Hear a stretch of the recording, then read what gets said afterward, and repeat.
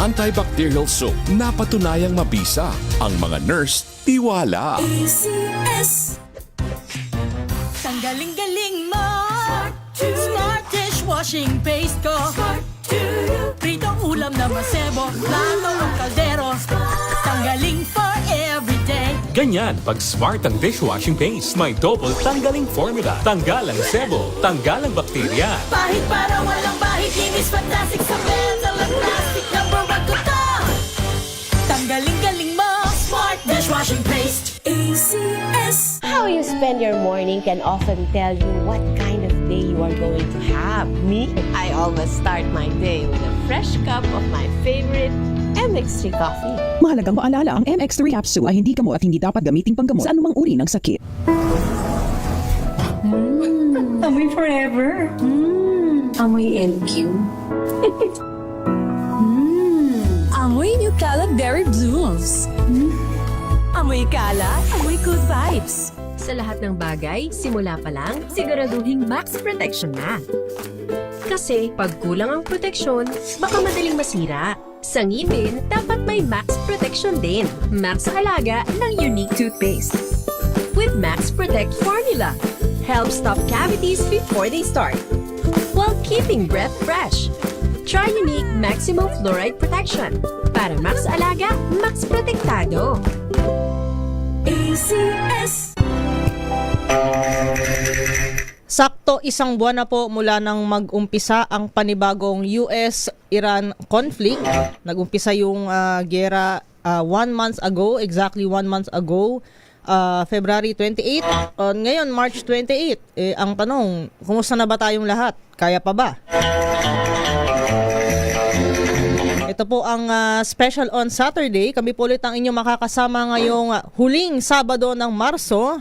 Sa ngalan po ni Dr. Cesar Chavez, ito muna si Nicole Lopez Poyawan. Yes, kasama Nicole. Actually, may news alert ngayon sa Reuters. Sinabi ni US Secretary of State Marco Rubio na magtatagal lang daw ng ilang linggo na lang ang digmaan. Hindi raw aabot ng ilang buwan. Ang tanong, naniniwala pa ba ang mga tao? Oo. Ako po si Julius Leonen. Sama sa inyo ang cross-platform broadcast ng Special on Saturday. Napapakinggan tayo sa 18 relay stations ng DZRH, mapapanood sa DZRH News Television at streaming sa DZRH multimedia platforms tulad ng Facebook at YouTube. Ako hindi ko na kaya. Yung dati kong 3,000 na full tank, ngayon 5,500 na. Oo nga. Gano'n siya kamahal. Oo. Kaya Ako tayo, pa rin po, si Jay Vera Cruz. Magandang umaga, Pilipinas. kaya tayo ay nananawagan for world peace. World peace ang kailangan. Every day is a challenge kung paano mo itatawid ang maghapon. Pero habang nagkakagulo ngayon sa mundo, mayroon tayong underlying crisis, Julius and Jay. Dahil bukod sa krudo, nagkakaproblema din tayo sa klima. Yun yung mga maraming issue na natatabunan gawa nitong matinding gera. And may ulat ang United Nations, meron silang babala na sobra na yung imbalance ng ating klima ngayon. Bagay na dapat nating malaman kasi maapektuhan din tayo nito sooner or later. At bago natin talakayin yan, tawagin muna natin ang ating bisita ngayong umaga. Nasa ating linya po ang dating DNR Secretary Tony Yulo Loizaga. Ma'am, magandang umaga po. Welcome po sa Special on Saturday. Good morning po sa inyo. Si Sec Cesar, I understand may urgent na gagawin, pero thank you very much for having me this morning. Good morning po, ma'am. Ma'am, bago po natin pag-usapan itong issue sa klima, bago po tayo tumalon sa ating usapin ngayon, marami hong nagtatanong tungkol po sa inyong bagong appointment bilang Special Envoy for Disaster Risk Reduction and Management. To set the record straight na manggagaling na po sa inyo, ano po ba ang detalye nito ng bago po ninyong assignment? Thank you very much, Nicole. No? Itong bagong assignment ay due to nakikita ni Presidente na kailangan po i-integrate lahat ang mga efforts tungkol sa climate and disaster risk management. Marami pong departamento at marami pong ahensya ay gumagawa ng sarili-sariling mga hakbang tungkol sa DRR at sa climate change adaptation kasi yun ang pinakalink sa disasters natin. So, ang gusto po ni Presidente, i-integrate lahat, kasama po si Secretary Isidoro as chairperson ng NDRMC Nagpapasalamat naman po ako kay Presidente for the gracious honor of asking me to do this.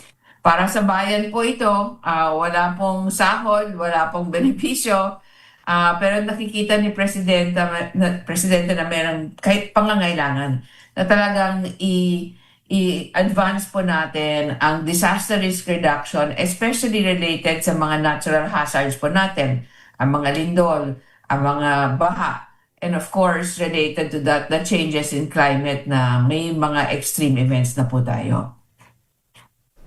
Salamat po sa inyong paglilinaw, Sec. Ayan, nalinaw na po ni Sec Tony. And going na po dun sa ating pangunahing usapin ngayon, may warning po ang United Nations na hindi na balanse ang ating klima and nakakaranas tayo ng extremes every year, painit ng painit, kung hindi man painit ng painit, lalong lumalakas yung mga bagyo. Ano ang ibig sabihin nito, itong paalala ng UN? And ano po ang mangyayari sa atin, at least dito sa Pilipinas? How do we prepare for this po? Thank you, Nicole. Ang sinasabi po ng the World Meteorological Organization, yan po yung specialized agency ng United Nations, no? Na yung energy balance po ay hindi na balanse. In other words, yung pumapasok po na init galing po sa araw into the earth, hindi na po nakakalabas. So ang resulta nun ay umiinit at umiinit yung ating atmosphere, ang kapaligiran po natin, no? So the changes there na nangyayari, of course, yung temperatures natin on land tumataas. Ang temperature din ng dagat, ng ocean ay tumataas rin. Nagiging acidic po ang oceans po natin. Ano po nangyayari? Inaabsorb niya ang carbon dioxide at nag-acid po ang dagat po natin. Kinakain po ng acid ang mga corals, ang mga hard shells na mga clams, and very important po, ang mga isda po natin ay talagang hindi na alam nila kung saan pupunta kasi they are of course acclimatized din dito sa mga temperatures dito sa oceans natin. So, food security, water security po natin kasi mas maraming araw po na wala tayong ulan. And of course, yung temperatures natin ay nakakadulot rin ng mga heat stroke and effects of the heat are all over the country. Ngayon po, hindi pa po nagta-transition tayo sa El Nino. We're still in the middle of the transition. Pero may mga probinsya na po na nakakaranas ng heat index hanggang 39 at 42 degrees. No? So, yun yung talagang pinaproblema po natin ngayon. May problema sa agrikultura, meron din sa palaisdaan kasi umiiba yung komposisyon ng katubigan po natin. Yes, Sec Tony, si Julius po ito, no? With that in the background, ang warning po ng UN, flashing red, yung warning signs na po natin sa ating planeta. Para sa mga Pilipinong kapapanganak lang po, no? Paano po ba nila makikita ang mundo 20 years from now kung hindi po agad ma-actionan ang mga nangyayari sa ating klima at sa ating environment? Thanks, Julius. No? Ang mangyayari po at may mga scientific projections na po na tinatawag ay very, very warm ang ating klima dito at ang weather natin ay magiging very extreme. Nararanasan na po natin ngayon yung sunod-sunod ng mga typhoons, no? Magiging mas madalas po yan kasi yung oceans natin ay hindi madali ang mag-cool down, no? So the heat in the ocean that is being stored, over 90% ng heat ng mundo ay nasustore ng oceans. With the heating of the oceans, you will have problems with fish supply. So, medyo ang ating mga mangingisda ay talagang mahihirapan. And you will have less land cover kasi yung wildfires po natin ay magiging mas madalas. Ang soils po natin ay magiging tuyot. We have already projections of mga probinsya na talagang will suffer, no, from high exposure to these changes. And I'm sorry to say, if we don't do anything, our children will have a harder time with health issues, with nutrition issues, with water sources, and with protection against the very extreme tropical cyclones, yung mga bagyo po natin. Sec, si Jay po ito, Jay Veracruz, no? Sec, yeah, you were reappointed during a difficult time na medyo nakafocus dito sa recent Iran war. So, ibig sabihin, there is a vacuum. Saan ho magfo-focus yung inyong reappointment for a resilience dito sa yung bagong appointment? Thank you po. Thank you, Jay. So, I have been working with OCD since last year po, no, nung nag-step down ako sa DNR Secretary. Si Secretary Teodoro asked me to continue working as a special consultant. Pro bono rin po yan with NDRMC OCD. No? So, we really are looking to strengthen the resilience of the population through early warning, no, and anticipated action. I don't know if you notice ngayon, mas madalas po yung ating preemptive evacuation. Ito po yung isang change na talagang dinadrive ni Secretary Teodoro at ni Presidente. We need to be on the prevention side. So, everybody that can take early action to prevent them being hit or hit badly, no, by a certain typhoon, ginagawa na po natin ngayon yan. Early action and early warning together. Ang response po natin ay sinasharpen po natin, no, together with the regional directors ng OCD. So, operationally, nakababad po ako dyan. And then thirdly, we are trying to harness strategically, no? Talagang focus harnessing ang cooperation with non-government actors, including the private sector. So, ang private sector, alam naman po natin, marami po silang resources na iba-iba, no? Ang kapasidad, ang capabilities. So what we're trying to do ngayon is minamatch po natin kung saan po may konting kahinaan ng ating gobyerno. We look to the non-traditional partners, ang mga NGOs, ang private sector, ang CSO, to strategically fill those gaps. Resilience is the main objective, no? And resilience must be all hazards, hindi lang po natural. We have a global crisis ngayon po. And so that is causing a number of human impacts dito pa sa atin. And those problems actually compound the disaster risk na alam po natin nagagaling lang sa natural hazards. So, medyo komplikado yung task ko. But we try to, as much as possible, understand ano pa talaga ang risk na face natin as Filipinos. Not just from natural, but from other hazards as well. Sec Tony, kanina nasagot niyo po kung what the world will look like para sa mga kapapanganak lang ngayon, no? So, bilang special envoy for DRRM po, no, what should the government be doing now? Ngayon na may darating na El Nino sa kalagitnaan ng taon and with the warning of the United Nations, and what should be the government doing in the long term naman po? Na balitaan po natin in the past few years na mayroon po tayong inadopt na National Adaptation Plan. So ano po ang dapat maging aksyon ng gobyerno ngayon at sa mga susunod na taon? Thank you. Ang importante po dyan, number one, social resilience. We cannot let the vulnerable populations go on as they are now. Siyempre po, a lot of those populations are exposed in areas na medyo hazardous. Nakita na po natin yung nangyari sa Cebu, no? Marami po sa ating kababayan ay nakatira sa mga hazard zones, malapit po sa mga rivers, malapit po sa mga coasts. We need an integrated plan for safe housing and safe settlement na kasabay po ng economic planning and development po natin. But immediately, ang exposure that is human, ang vulnerability po that is human, including po yung social conditions, yung talagang pangangailangan sa nutrisyon, ang incomes that have to be brought up, those are the first. Social resilience must be the first. Secondly po, infrastructure resilience. Kailangan po pag-aralan po natin ng mabuti. Ano ba yung extreme na pwedeng mangyari?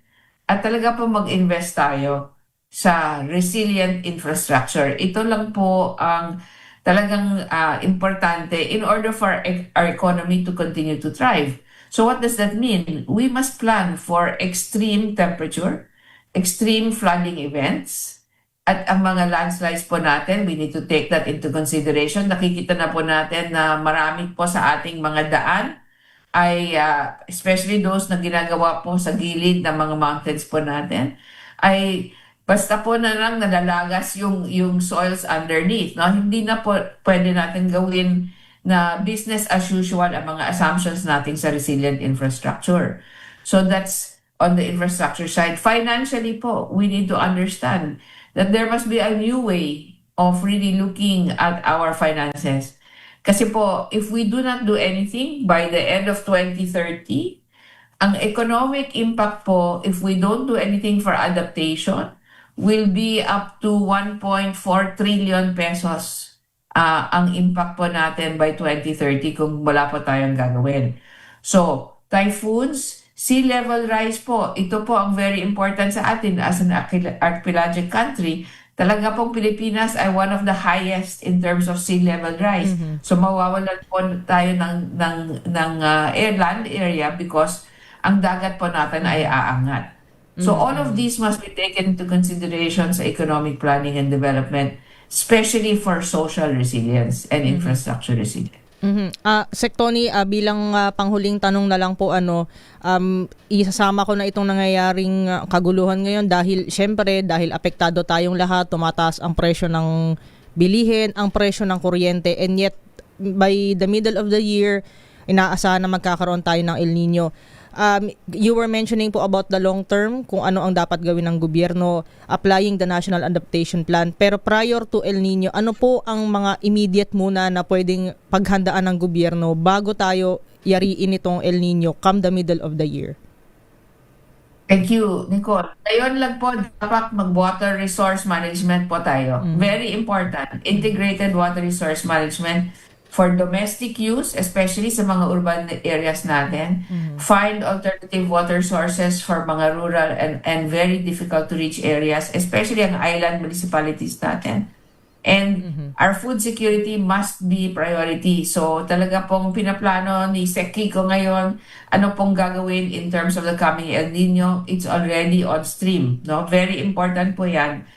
Health-wise, ang DOH, alam ko, on alert na po yan sa mga heat stroke. And of course, the coming possibility of floods by the end of the year in terms of yung dengue and lepto. So these are very important, yung water. At finally, yung power. No? Very linked ito sa global crisis na nangyayari ngayon.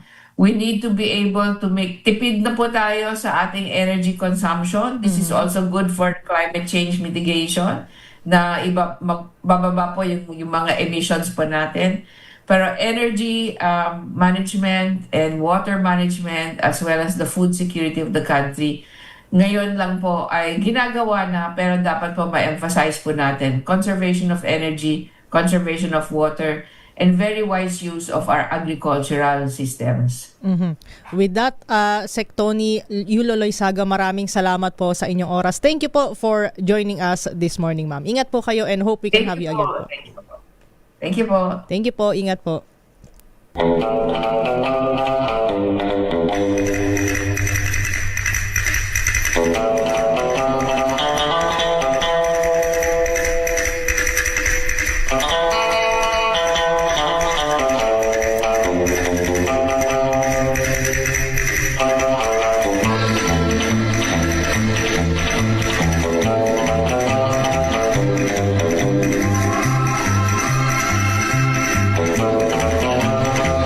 Atin pong nakasama ang Special Envoy for Disaster Risk Reduction Management at ang dating DNR Secretary Tony Yulo Loyzaga.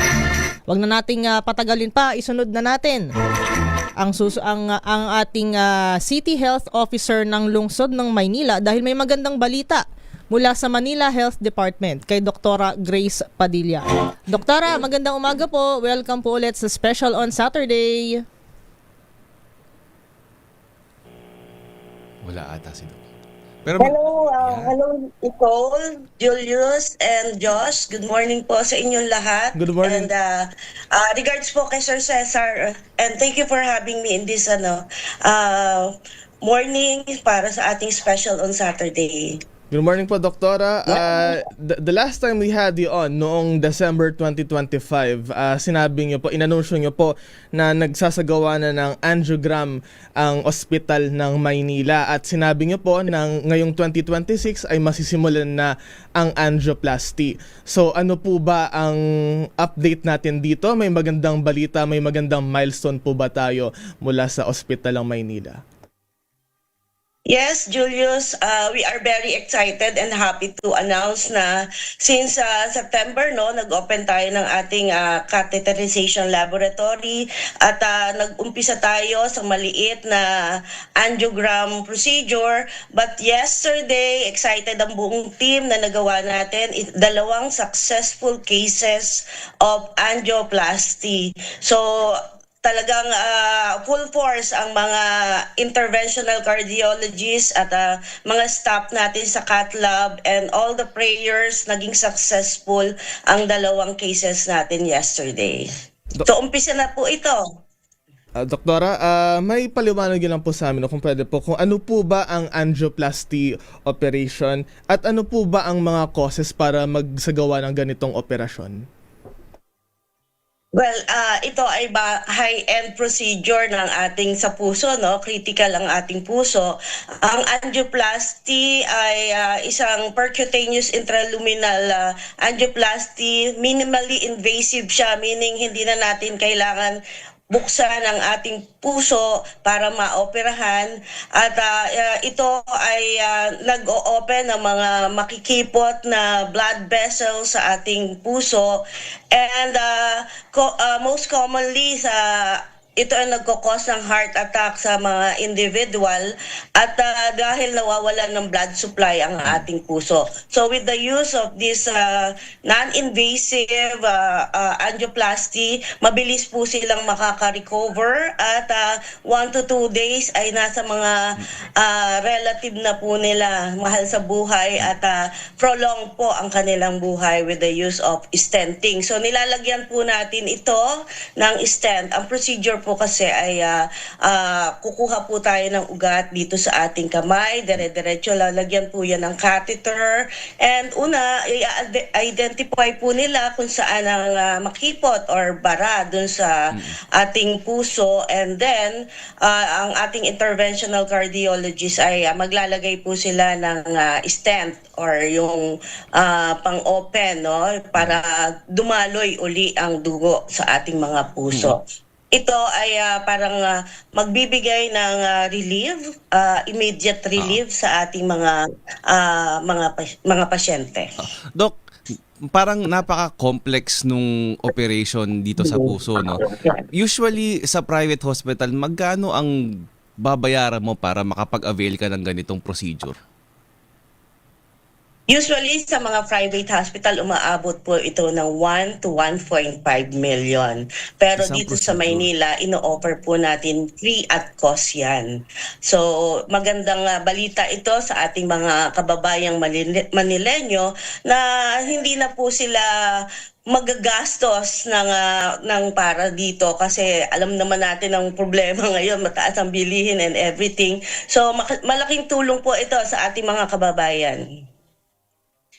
Doktora, ulitin lang po natin, ito po ay libre sa ospital ng Maynila. Yes, opo. Pupunta lang po sila sa ating outpatient department, and makikita na po nila ang mababait nating residente at cardiologist doon. And then once na ma-evaluate sila na they are candidate for angiogram muna, kasi identify natin kung saan yung bara doon, at makiklearance po sila ng ating mga anesthesiologists, and then i-schedule na po natin sila ng angioplasty. Ganun po kadali. Just bring their PhilHealth IDs. Yun lang po ang ating request. Doktora, napakagandang balita po nito sa gitna ng napakaraming bad news, no?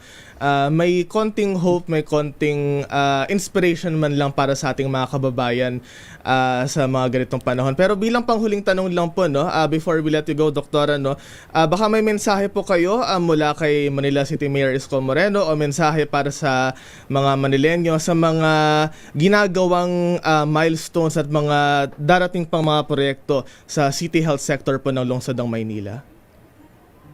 Yes, Julius, isang malaking pasasalamat una sa Diyos dahil sa tagal-tagal po nating pinapangarap ito ay nagawa na namin kahapon at syempre sa support ng ating Manila Mayor Isko Moreno Dumugoso at sa buong team ng Ospital ng Maynila at especially yung shout out ang ating mga taga-catheterization laboratory at ang ating magagaling na interventional cardiologist na talagang tumutulong at tuloy-tuloy ang pagserbisyo nila sa atin. So wag po kayong mahihiya na pumunta sa Ospital ng Maynila at i-accommodate po natin kayo sa abot po ng aming makakaya.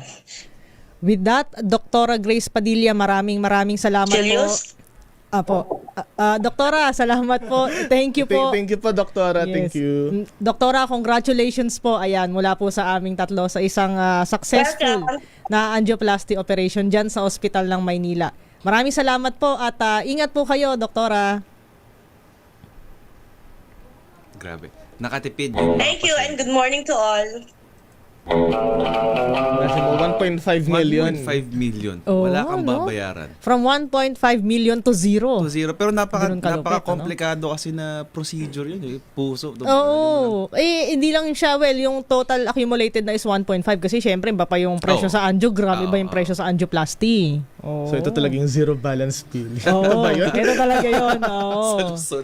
Maynila. Oh, yes. At kanina, bago tayo sa ating pag-uumpisa, nabanggit natin itong official ng isang buwan tong giyera na to, no? Kaya mamaya sa ating pagbabalik, pag-uusapan naman natin ang ekonomiya. Ang oras muna sa buong Pilipinas, 7:30 ng umaga.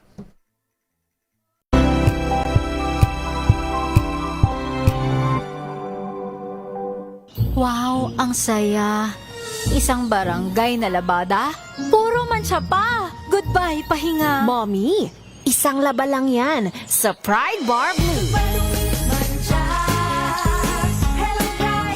May powerful stain-away enzymes na malupit sa dungit mancha. At di masakit sa kamay. Isang laba lang yan. Hello, pahinga. Hello, Pride Bar Blue. ACS. Oh, so good. Komeo, so tanghon. So bagay sa bawat celebration. So easy, so done. Komeo, so tanghon. Komea Sotanghon. So good. Sotanghon. Amoy forever. Amoy LQ. Amoy New Cala Berry Blooms. Amoy Cala, amoy good vibes.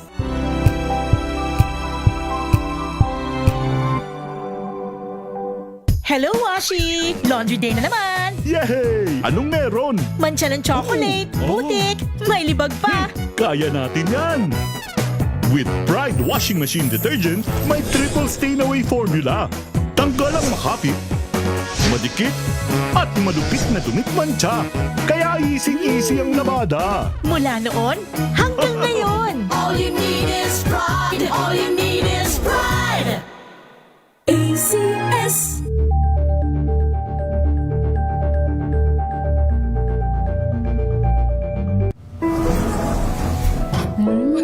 Amoy forever.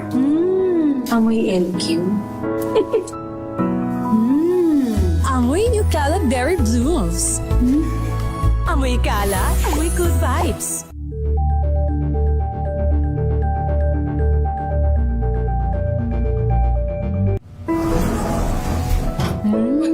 Amoy forever. Amoy LQ. Amoy New Cala Berry Blooms. Amoy Cala, amoy good vibes. May nagbago. May arte. May budget. Akala nyo lang yon. So solid. White Rose Papaya, wow, White Rose. White Rose Papaya, wow, White Rose. White Rose Papaya. May glow up with a White Rose Papaya. White Rose Papaya. May puti power times 2 kasi may papaya at niacinamide. May shea butter and tea tree oil pa. Kutis sulit ang glow up. Glow up with a White Rose Papaya. White Rose Papaya. Kutis sulit ang glow up. ACS. Amoy forever. Amoy LQ. Amoy New Cala Berry Blooms. Amoy Cala, amoy good vibes.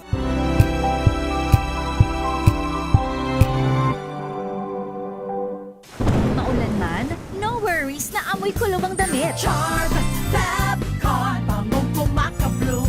Tanggal amoy kulog sa bango ng charm. Kaya gamit ko, Charm Fabcon with Bloom Fresh technology. Kills 99.9% of kulob-causing bacteria. May aroma burst pa of thousands of flowers and berries. Ang sampay sa loob, no amoy kulob. Bangong kumakabloom sa charm. Charm Fabcon. ACS.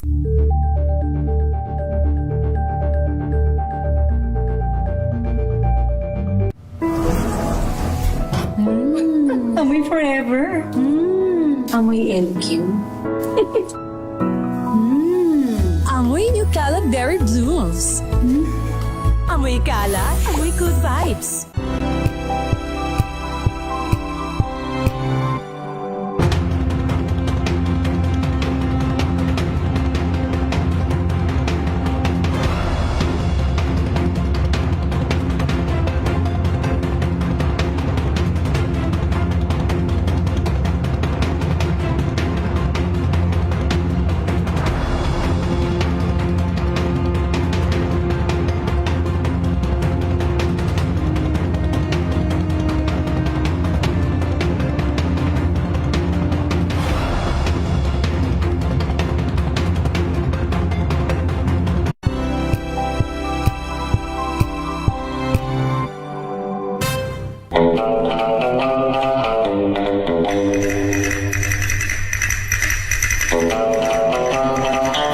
(7:35) ng umaga dito pa rin po sa Special on Saturday. Ngayon ay again officially 1 month na mula nung nagumpisa ang giyera sa Iran at tayo ay nakakaramdam ng matinding latay paunti-unti. Medyo masakit na katotohanan. At kaugnay nga dyan, anong epekto nito sa ating ekonomiya? Nasa ating linya ang dating Pangulo ng Pamantasan ng Lungsod ng Maynila at isang ekonomista, Professor Emmanuel Leyco. Prof, magandang umaga po. Welcome po sa Special on Saturday with Nicole, Julius, and Jay. Magandang umaga po at maraming salamat sa inyong paanyaya. Magandang umaga din po sa inyo pong mga taga-subaybay. Prof, unang tanong po, parang ang mararamdaman natin na mas matindi pa sa Marso na ito ay ang Abril. Magmamahal ang presyo ng tubig, ang presyo ng mga bilihin sa supermarket, ang LPG at ang gasolina. We are not seeing signs of going down.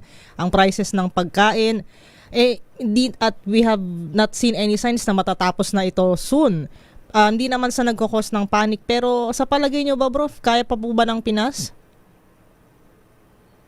Ay kakayanin po natin kung kakayanin. Kaya lamang po ay dapat na malaman din po natin sino po ba ang nagkakarga ng pinakamabigat na dalahin sa pagtawid ng krisis na ito. At malalaman po natin na pagka tayo po ay nagsuri, sino ba ang tunay na nahihirapan, sino po ba ang talagang nagdadala ng krisis na ito. At dapat po ay alamin din natin ano ba ang dapat na gawin ng pamahalaan para po maibsan naman ang bigat na dinadala ng ating mga kababayan. Meron po akong narinig na ang sabi nila tanggalin ang excise tax. Sabi naman po ng mga ilang ekonomista, sabi pa nga po ng isang kinikilalang ekonomista, yun po ang hakbang daw na yan ay stupid. At yung isa naman, ang sinasabi ay ang makikinabang daw niyan ay yung mga mayayaman. At pinakita po ang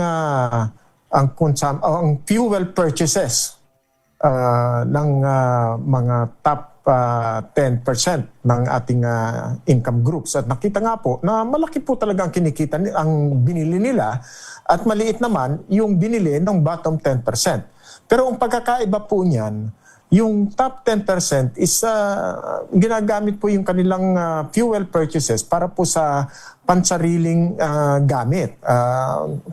Personal na mga kotse, mga sasakyan. Samantalang yung bottom 10% Pagka bumili po sila ng petrolyo, ito po ay ginagamit nila para lagyan ng petrolyo ang kanilang mga jeep, ang mga tricycle, at siguro po pati po yung mga fisher folks na mga kaibigan natin. Kaya maliit lang ang nabibili nila dahil maliit lang po ang kakayahan nila na makabili. Pero ang nakikinabang po doon sa kanilang mga purchases ay milyon-milyon. Katulad po halimbawa sa isang jeep, kung kayo po ay sumasakay pa rin ng jeep, sabi nung isang tsuper na nakausap natin, ang karaniwang sakay ng isang pampasaherong jeep, yung mahaba po ito, 9 sa isang side, 9 sa kabila, at meron pa pong 2 sa harapan. So 2 po kada pasada ng isang jeep ang makikinabang doon sa kanyang biniling petrolyo. Samantalang kung ang top 10%, siguro po pinakamalaki na doon, 4, 5 ang maisasakay nila. Samantalang doon sa bottom 10% ay mga 20 o 18 hanggang 20 ang makikinabang dyan.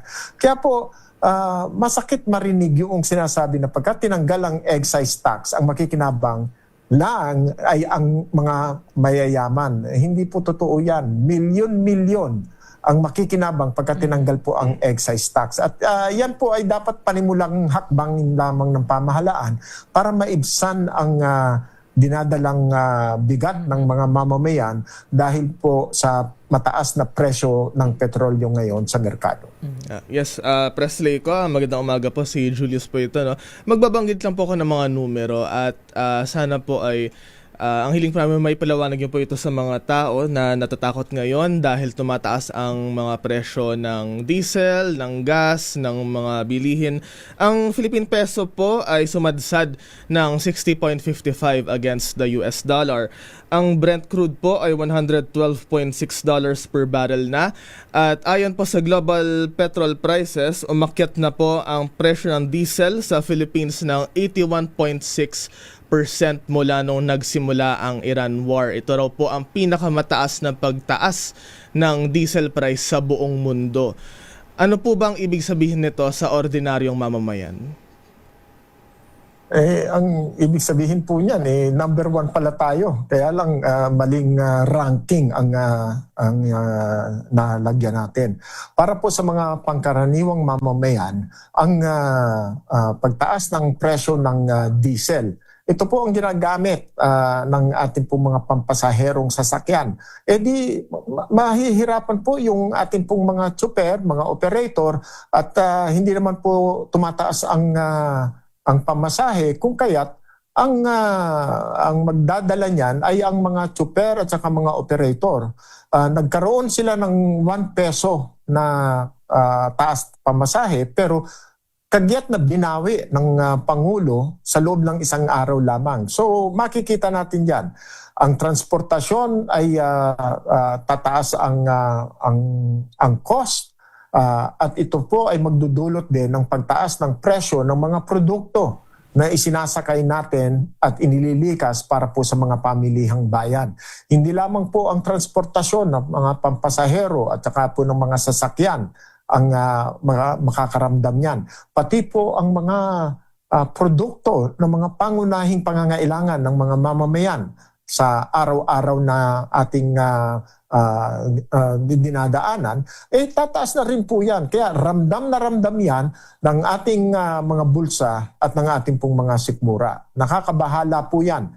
Kung sinasabi natin na nasa 60 plus na ang palitan ng piso kontra dolyar, tayo po ay nag-aangkat ng halos lahat ng pangangailangan natin, mula po sa pagkain hanggang po sa mga damit, sapatos, lahat po ay inaangkat natin yan. Kasama na rin yan ang petrolyo.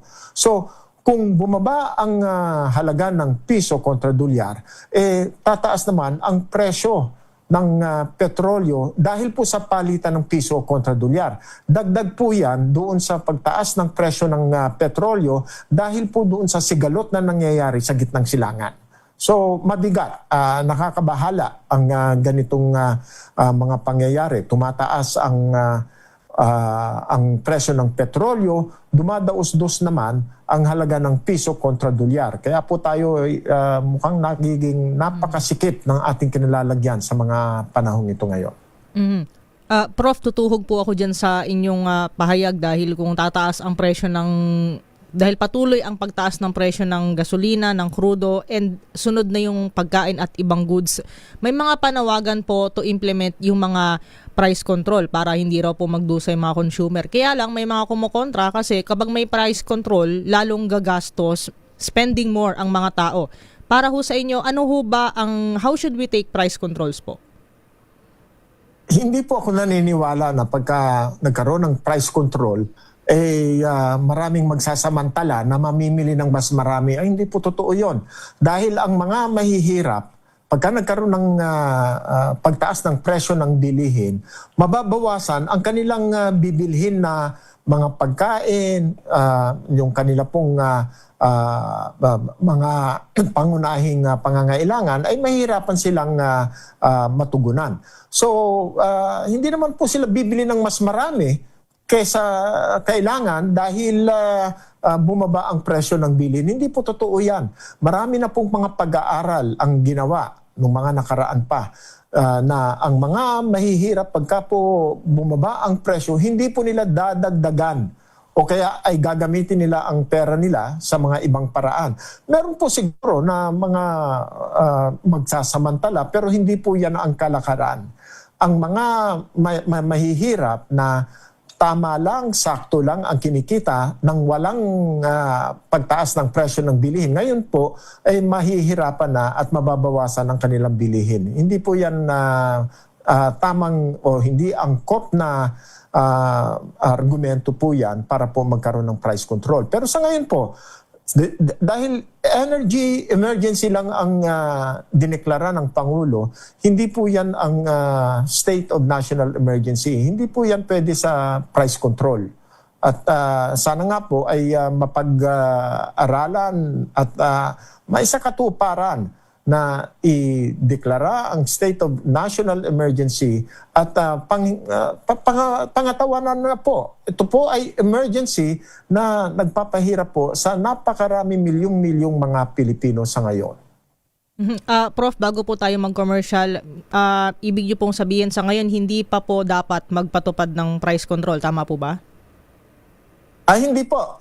Dapat po ay magpatupad na ng price control pero hindi po yan magagawa sa ilalim ng national energy emergency lamang. Kailangan po ay ang state of national emergency ang ideklara para po pwede na tayong manghimasok doon sa pagpepresyo ng mga pangunahing bilihin ng mga mamamayan. Prof, maraming salamat po. Tayo magko-commercial break lamang po muna. Babalikan po namin kayo. Ang oras muna sa buong Pilipinas, 7:46 ng umaga.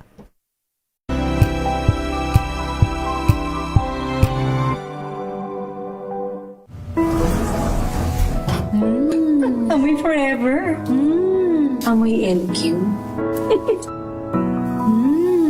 Amoy New Cala Berry Blooms. Amoy Cala, amoy good vibes.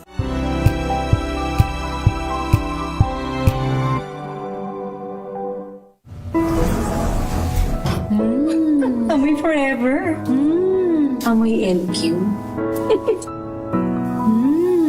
Amoy New Cala Berry Blooms. Amoy Cala, amoy good vibes.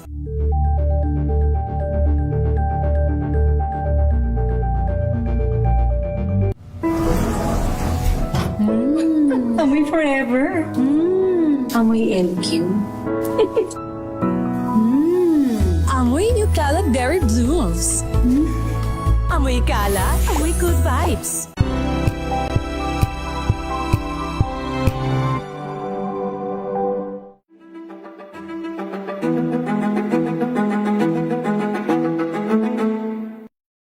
Kami mga social worker, hindi lang naman kami yung mga tagabigay ng ayuda or hindi lang kami tagabigay ng mga sardinas at bigas tuwing kalamidad.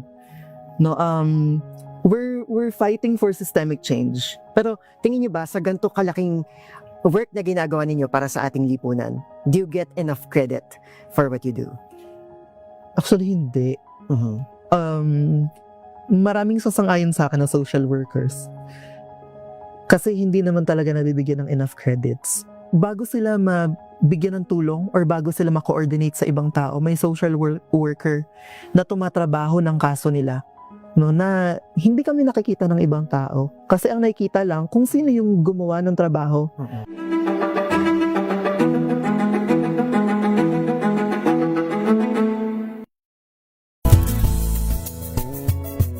Number 1 na naman ang inyong DZRH sa latest survey ng Kantar Media na inilabas nitong January 2026. Hindi lang sa Metro Manila, kundi pati rin sa Mega Manila. Patunay na DZRH lang ang inyong tunay at totoong pinagkakatiwalaan. Taos-puso po kaming nagpapasalamat sa inyong patuloy na pagtitiwala dahil ang DZRH una sa Pilipinas, una sa Pilipino. Saan ka man sa mundo, tayo Pilipino. Wave.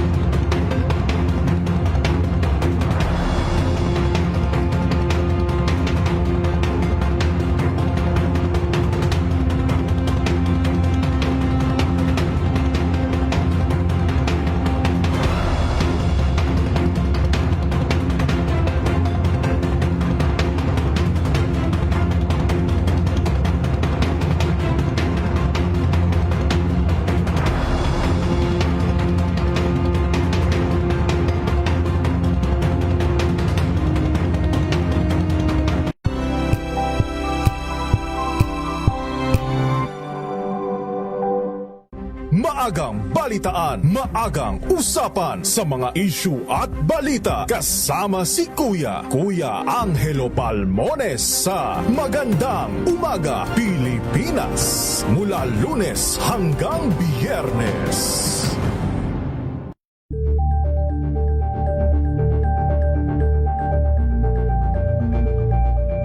Alamin ang mga maiinit na isyung pambayan, mga balitang kailangan mong malaman, usapin sa pamahalaan, politika, ekonomiya at kabuhayan. Ito ang mga dapat mong malaman, pakialaman at pag-uusapan dahil kayo ang tinig ng mamamayan dito sa Damdaming Bayan.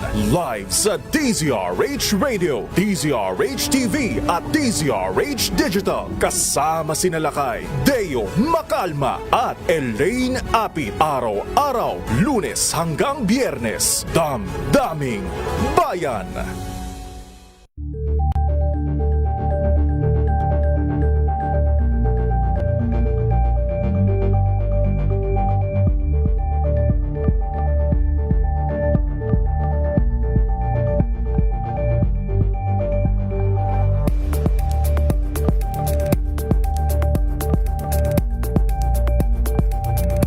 Tambalang Anthony Taberna at Jerry Baha ang gigising sa inyong umaga dahil lalatay ang humahagupit na diskusyon at komentaryo Lunes hanggang Biyernes sa 2x2.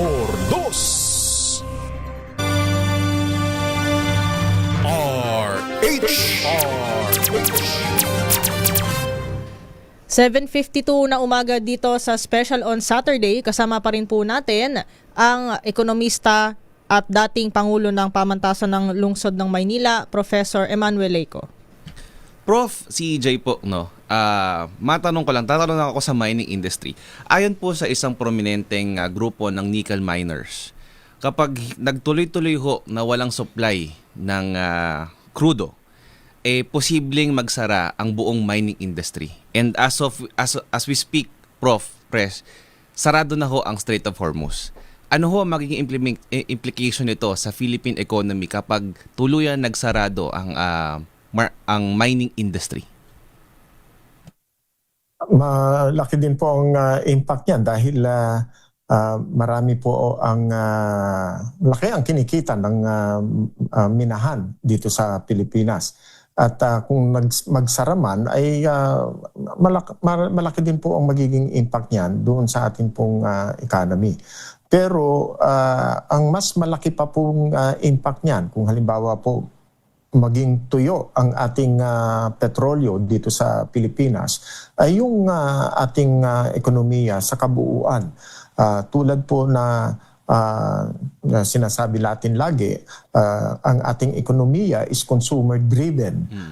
At kung ang consumption ay bumagal, babagal din po sa kabuuan ang ating ekonomiya. Kung ang supply ng petrolyo ay mawala, tumigil sa iba't ibang lugar ng ating Pilipinas. Katulad po ng nabalitaan natin, mahigit na 400 istasyon ang nagsarado. Nung unang, akala ko lang nagsarado sila dahil hinihintay nila yung mas mataas na presyo. Una kong nabalitaan yan ay nung Lunes. Pero kahapon ay nanatili yata at nadagdagan pa ang mga gasoline stations na sarado.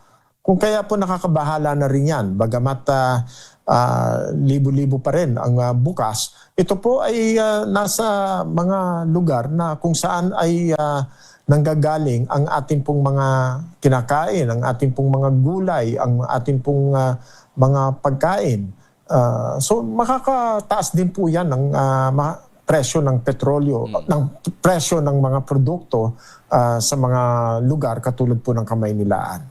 Nakakabahala po yan talaga. So ang sabi ng Pangulo at ni Secretary Castro na ang supply ay nananatili, mukhang hindi po yata totoo yan sa buong kapuluan, sa buong Pilipinas. Meron pong mga lugar na nawawala na po ng supply. Sana po ay magkaroon ng muling pagtingin.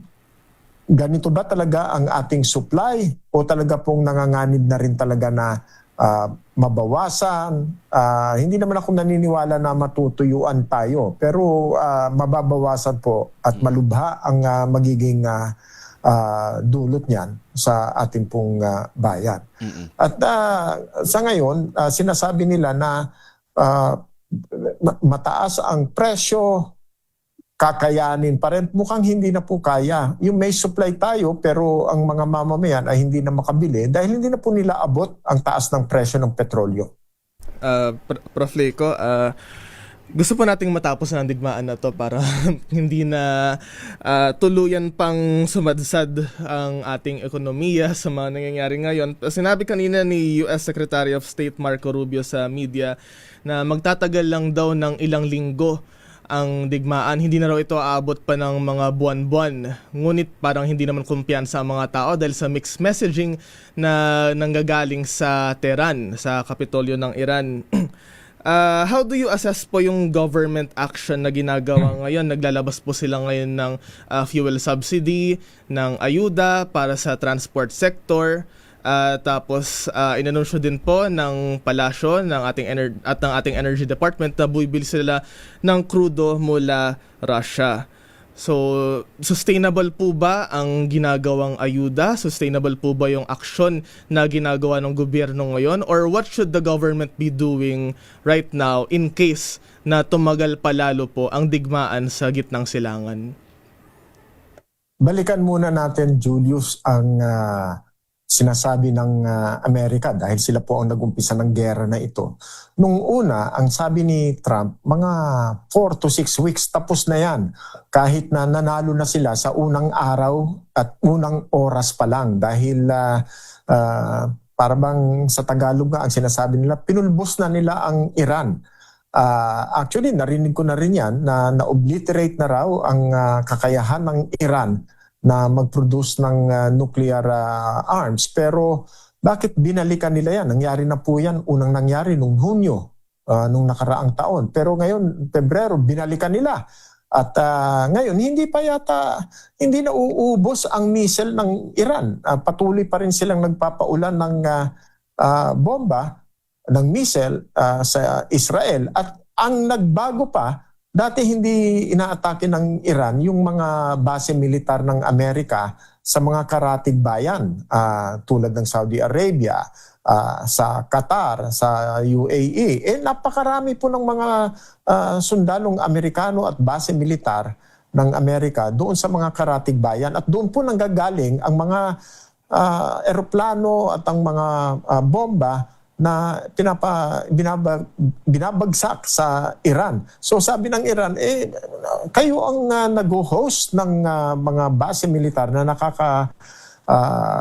nakakasama para sa Iran, kaya aatakihin na rin kayo. So inaatake na rin nila. Malaking malaking paglawak ng digmaan na yan. So hindi lang Israel, hindi lang ang Amerika ang kalaban ng Iran, kundi pati yung mga base militar na hino-host ng mga karatig bayan ng Iran ay kasama na rin sa digmaan. So malawak na ito. Matatapos ba ito? Halimbawa sabihin ni Trump na may ceasefire na. Matatapos ba agad-agaran ang problema natin? Mukhang hindi po agad matatapos dahil napakalawak na, napakarami na ng mga oil refinery infrastructure ang nasira sa digmaan na ito. At ang tantyan ng marami, hindi lamang 6 months. Mahigit pa ang kakailanganin para maibalik sa dati ang produksyon ng langis sa gitnang silangan. So magtatagal ito ang aking tingin. No? Maski na magkaroon ito ng ceasefire, which is mukhang hindi pa po yata mangyayari dahil sabi ng Iran, kailangan magbayad kayo, kailangan tigilan nyo ito at lumayas na kayo dito sa mga kapitbahay naming mga bayan at igalang na ninyo ang karapatan ng Iran para po manatili bilang isang malayang bayan. Mukhang mahirap po ang sa parte naman ng Amerika na sabihin nila na aalis sila doon sa mga base militar sa gitnang silangan. Mahirapan po yun. So mukhang magtatagal at wala pa pong ina-announce na formal na negosasyon ang Amerika, Israel at ang Iran. Wala pa po yun. So magtatagal ito. Ngayon, ang nangyayari sa atin, apektado na talaga tayo dahil ang presyo ng petrolyo ay pinakamataas sa buong mundo. Ito po nga ang sinasabi nila, number 1 na naman ng Pilipinas pero sa isang paraan na hindi natin ninanais. Mataas ang presyo ng petrolyo, so ang pamahalaan ang sabi ay magbibigay na sila ng ayuda. Totoo po yun. Makakatulong, malaki ang tulong ng ayuda para sa mga mamamayan. May mga problema na ang mga ibang mga dapat ay nakakatanggap ay hindi nakakatanggap. Mananatiling problema yan dahil talaga namang sa totoo lang, mahirap mamigay ng ayuda. Hindi dahil sa ayaw, kundi talaga pong mahirap. Logistically, mahirap pong ipatupad ang pamimigay ng ayuda.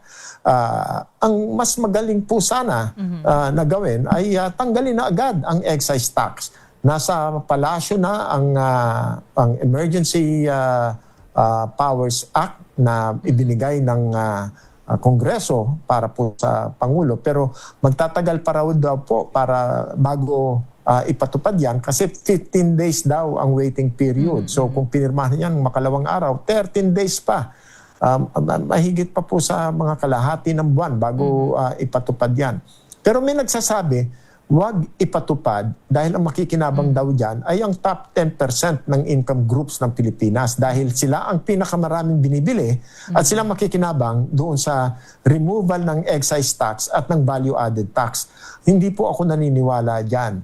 Yung bottom 10% mas maliit ang kanilang binibili na petrolyo pero ang gamit ng petrolyo na binili nila ay magkaiba sa gamit ng petrolyo ng top 10%. Yung pinakamayaman sa atin, bumibili ng petrolyo, gamit nila pampersonal. Pero yung bottom 10%, hindi po sila bumibili ng petrolyo para po mag-joyride.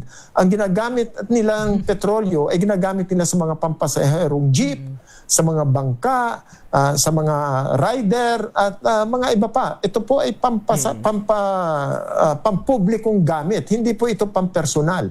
Kaya po makakatulong na tanggalin agad ang excise tax 10 piso, 6 na piso, 5 piso po ang makakaltas doon sa presyo.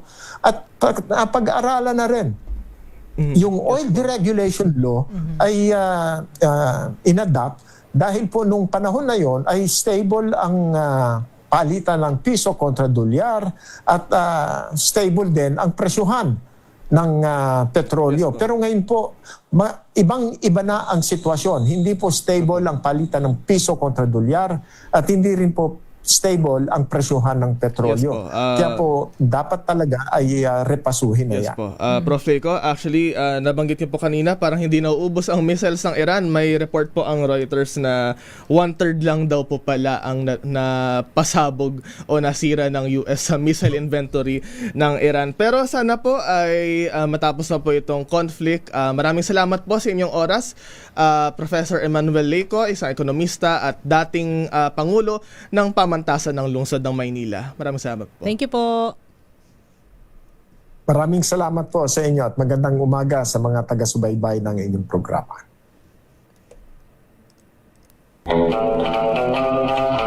Atin pong napakinggan ang insights ng isang ekonomista at dating Pangulo ng Pamantasan ng Lungsod ng Maynila, Professor Emmanuel Leco. Ang dami nating issue ngayong araw, baka nakakalimutan nyo, mag-Holy Week. So gusto kong malaman, sa atin, gusto nating malaman kung ano ang impact nitong giyera na to sa mga bakasyonista at yung mga uuwi ng probinsya. So sa ating pagbabalik, makakasama natin ang isang opisyal mula sa Parañaque Integrated Terminal Exchange o PTEX. Tayo magko-commercial break muna. Ang oras sa buong Pilipinas, 8:04 ng umaga.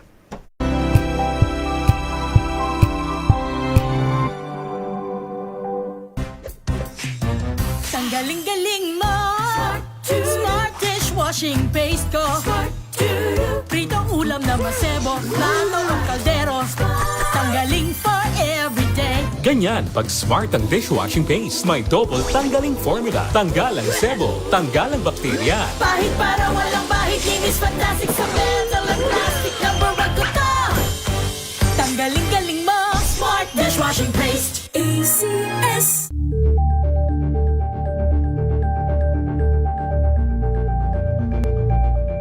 Wow, ang saya.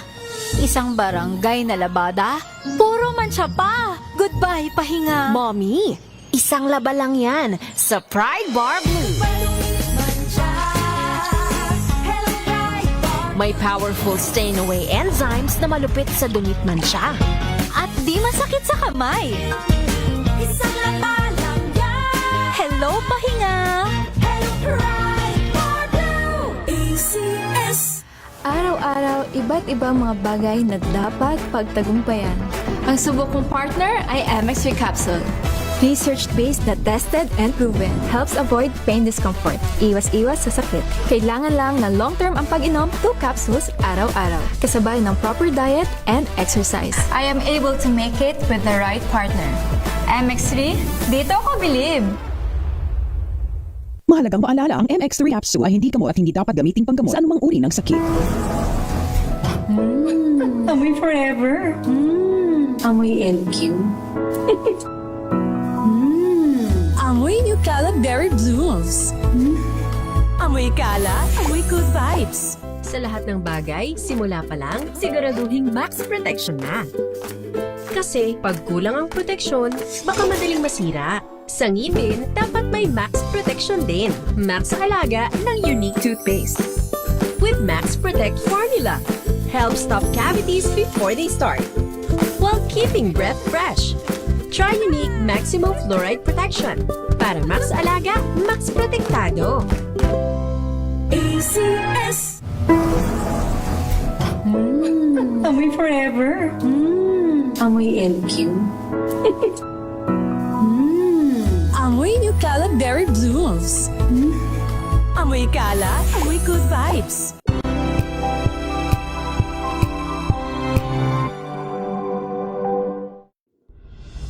Tuloy-tuloy ang pagtulong, tuloy-tuloy ang pagseserbisyo at tuloy-tuloy ang balitaan kasama si May Binauhan sa Operation Tulong mula Lunes hanggang Biyernes.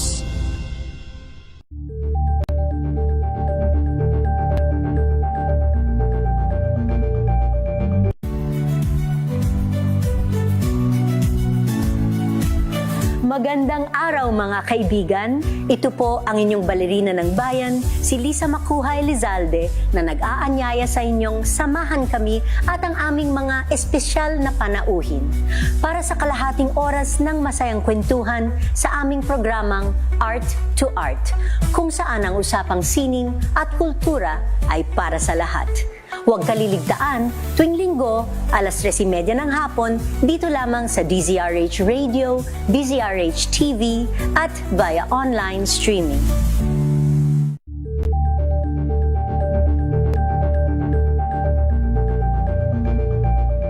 This Saturday on Scene Zone. Rewind tayo sa pagkasama-sama ng ilang OPM acts sa Hatid Saya Concert ng Love Radio Manila.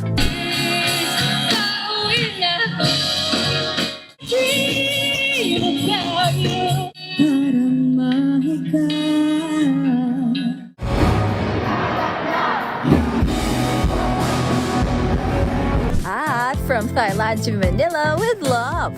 Balikan ang ilang kaganapan sa first ever Manila fan meet ng Cow Jane Cow.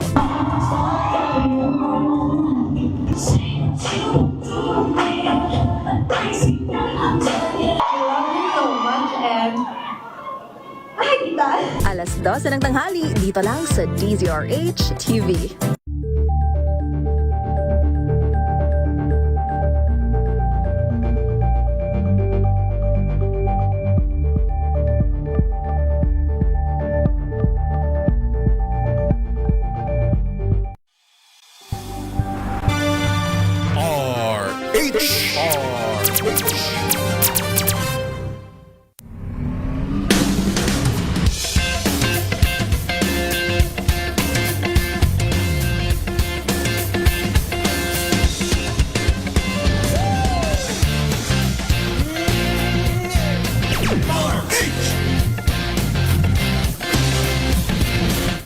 Kanina nga bago tayo mag-commercial dito sa Special on Saturday, pinag-uusapan natin kung ano nga ba ang magiging plano. Maapektuhan ba ang plano ng mga bakasyonista lalo na ngayong mahal ang presyo ng mga produktong petrolyo.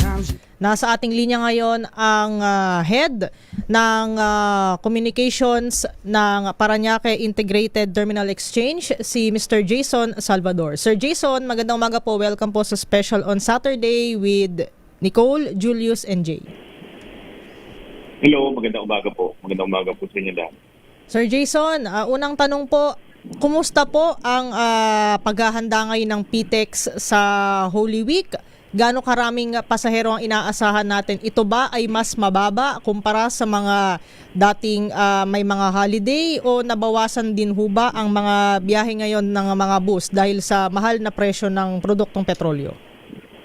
Well, tuloy-tuloy naman yung paghahanda natin dito, no? As usual, pagka ganitong mga passenger season, no? So, tatlong bagay laging pinagtutuunan natin: safety, security, and supply ng mga pampublikong sasakyan. Hanggang ng safety at security, well covered naman natin to, no? Kasi palagi na natin itong ginagawa tulad ng inspection sa mga buses, pag-drug test ng mga super, no? And then sa security, of course, pinaigting na natin yung number of security personnel natin dyan and agapay natin yung PNP sa pagbabantay ng seguridad sa ating pasilidad. Ang medyo challenging ngayon is the supply. No, katulad ng tinatanong mo kung bumababa or nabawasan yung mga biyahe ng bus. Meron ng mga ruta na nagsabi ang ating mga partner operators na magbabawas na sila ng biyahe dahil nga sa epekto ng taas ng presyo ng petrolyo. No? Hindi na nila kinakaya yung biyahe, kaya naman sila nag-decide na magbawas na ng mga ruta nila. Kaya ito yung magiging challenge natin going towards the Holy Week kasi napansin natin, dahil din sa pagtaas ng presyo ng petrolyo, mas dumadami yung pasahero natin dahil sa kadahilan ng yung mga dating nagdadala ng pribadong sasakyan, no, nagko-commute na lang. And sa tingin natin, magta-translate din ito sa provincial trips natin kung saan yung dating nagdadala ng kanilang mga sasakyan patungo sa probinsya, magbubus na lang. Kasama pa rito yung mga dating sumasakay ng aeroplano na baka distant, mag-bus na rin lang. No? So yun yung hinaharap natin ngayon. Nakikita natin na medyo magkakaroon ito ng konting challenge dahil nga napansin natin na bukod sa mga nag-declare na magbabawas na sila ng sasakyan, yung iba hindi na nag-apply ng special permit. Unlike in previous times na kung saan bago pa na mag-Holy Week, ang dami na nang na-issue ng special permit. Ngayon, hindi ganun kadami. So ito yung binabantayan natin upang masigurado natin na hindi tayo kakapusin sa supply ng sasakyan. Sir Jason, ilang percentage po sa lahat ng mga bus na nandyan sa PTEX yung hindi babiyahe dito sa parating na Holy Week? Hindi pa naman ganun kadami at hindi naman sila nagsabing hindi na babiyahe. Ang kanila lang inagbawas sila. At tulad lamang dito sa patungong Batangas, nagbawas na sila ng mga sasakyan. Patungong Nueva Ecija sa San Jose, nagbawas na dyan. Patungong Pangasinan, nagbawas na rin. At yung iba, pinabawasan nila yung kanilang fleet. Ang gusto kasi nila, pag bago nila ibiyahe, para ma-maximize nila yung kanilang trip, masiguradong puno muna yung kanilang sasakyan. So, ang magiging epekto nito, lalo na pagdating ng Holy Week rush, yung pag-iintay ng mga pasahero. Lalo na doon sa mga hindi nakapag-advance booking at mag-chance passenger lang. Meaning, doon na lang sila bibili sa araw ng kanilang pagbiyahe. Dito nakikita natin na magkakaroon ng konting pag-iintay kasi nga hindi naman ilalarga yung bus, or ipoprovide yung units until nasisigurado mapapully book ito.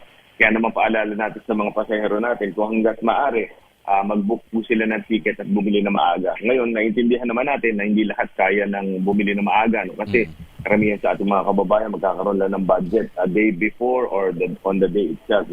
Sa ganito sitwasyon, ang pakiusap lang po natin sa ating mga pasahero, magdala po ng konting pasensya kasi asahan po natin sa mga araw na yan magkakaroon po ng konting pagtira at pag-antay. Sir Jason, CJ Huto, nabanggit niyo ho kanina na posibleng dumagdag yung mga pasahero natin na sasakay. At the same time, posible din magbawas yung supply ng mga bus. Hindi ho malayo na magkaroon ng mga stranded na pasahero dito sa PTEX habang nag-aantay sila na may mga bus na bumalik. Ready ho ba tayo, Sir Jason, dito sa PTEX kung sakaling may mga pasahero po na mas stranded dito sa center natin? Well, hindi naman sila literally may stranded. Tatagal lang yung kanilang waiting time, Kasi meron namang bus na pwedeng bimahe. Yun nga lang, ang gusto ng mga provincial bus operators, siguraduhin na puno sila, So matatawag lang sila, mabibigyan ng special permit during the time na fully occupied na lahat ng seats nila, So pag ganyan, unlike before, na mabilis lang yung dispatch natin, magkakaroon ng konting pag-iintay. Pero nangako naman yung ating mga operators na magde-deploy pa rin sila ng kanilang mga units. And yung LTFRB naman at DOTR nangako magpo-provide ng mga tauhan sa PTEX on the ground para mag-issue ng special permit. So dun sa posibilidad na magkakaroon ng stranded, malayo naman mangyari yun. Pero yung pag-iintay talagang sigurado magkakaroon dahil nga sa ganyang sitwasyon.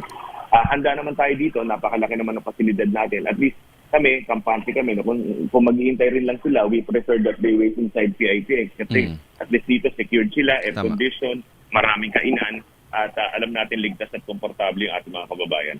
So Sir Jason, tama, ang panawagan nyo sa publiko is as much as possible, mag-advance booking na para pagdating nila, isasakay na lang. Tama ho ba? Tama po, that's ideal. And then, hindi lang sasakay na lang, kundi para masiguradong nandyan na yung bus. Kasi para i-provide na kagad nung operator, yung bus nila. Kasi alam nila puno na at least secured na sila and ma-recuperate nila yung kanilang operational expense. Yun lang namamalaga doon. And siyempre, isa pang advice natin is, planuhin nilang mabuti yung kanilang paglalakbay, Kasi knowing na ang dami ngayong ganitong sitwasyon at siyempre nagtataas pa yung mga presyo ng bilihin, baka pwedeng pag-isipan muna ng mga kababayan nila natin yung kanilang pagbiyahe, Kung hindi naman talaga importante, baka pwedeng dito muna sila sa Metro Manila, mag-nilay-nila at magpahinga. Sir Jason, bilang panghuli na lang po, kahit estimate number lang po, ilan ang pasaherong inaasahan natin na dadagsa sa PTEX, lalo na itong week na to dahil Holy Monday na rin. And pag uwi nila, pabalik dito sa Metro Manila, ready ba ang PTEX sa surge ng mga pasahero? Well, we're ready. We're always ready kasi we've done this time and again. As to the number of passengers estimated, well, our initial estimate based on historical data in our calculations was from March 20, kasi long weekend yan, going towards the Holy Week, kasama na dyan nag-advance magbakasyon. And then until a week after the Holy Week, kung saan sila babalik, is around 3 million passengers. But that could go high now because dahil mas maraming gusto mag-commute. But also, there's also a possibility na bumaba din ito. Kasi baka yung ibang kababayan natin, ipagpaliban na yung kanilang paglalayag dahil nga, mahal ang bilihin, baka mahirap sumakay, etc. So, in any event, we're keeping our ears on the ground and we will adjust accordingly kung ano man yung kaharapin natin, lalo-lalo na this Holy Week. Mhm. With that, Sir Jason Salvador, maraming salamat po sa inyong oras and ingat po kayo.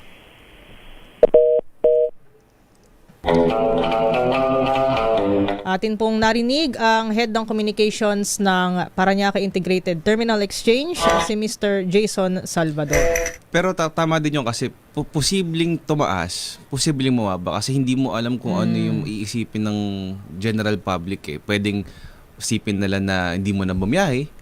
Pero mas maganda siguro magstay muna sa Metro Manila kung kaya naman magstay dito eh. Kasi hindi, nga eh, yung bus nagbabawa. So, kaysa magdagsaan yung tao dun sa PTEX. Although may sinabi naman ang PTEX na mag-advance booking para doon talaga sa mga gusto talagang Kung gusto talaga umalis or umuwi sa kanilang mga pamilya. I think mahirap yung advice na na magstay muna sa Metro Manila kasi ito yung very rare na very long weekend or very long vacation para sa iba na makapiling yung pamilya nila kasi sa probinsya. Diba? Hindi naman lagi nakaka-uwi yung mga tao sa kanilang mga pamilya sa probinsya. Lalo na yung mga nagtatrabaho dito o nakipagsapalaran sa Maynila. Kaya tapos sinabi pa ni Sir Jason na may mga lumilipat na ng bus. Maganda yun Imbis na lumipad ka ng eroplano, imbis na magdala ka sarili mong sasakyan, mga magko-commute na lang, which is yun naman talaga dapat ang trust natin, yung public transportation. Nagbaboss ng bus. So, mas mahirapan. Yes. At bago tayo mag-commercial break, binabanggit nga ni Sir Jason na yung iba nating mga kababayan, baka pagpaliban muna yung pag-uwi. Well, di naman natin lahat. Baka may ilan na nag-aalangan kasi mahal lahat, mahal ang pagkain, mahal ang pamasahe.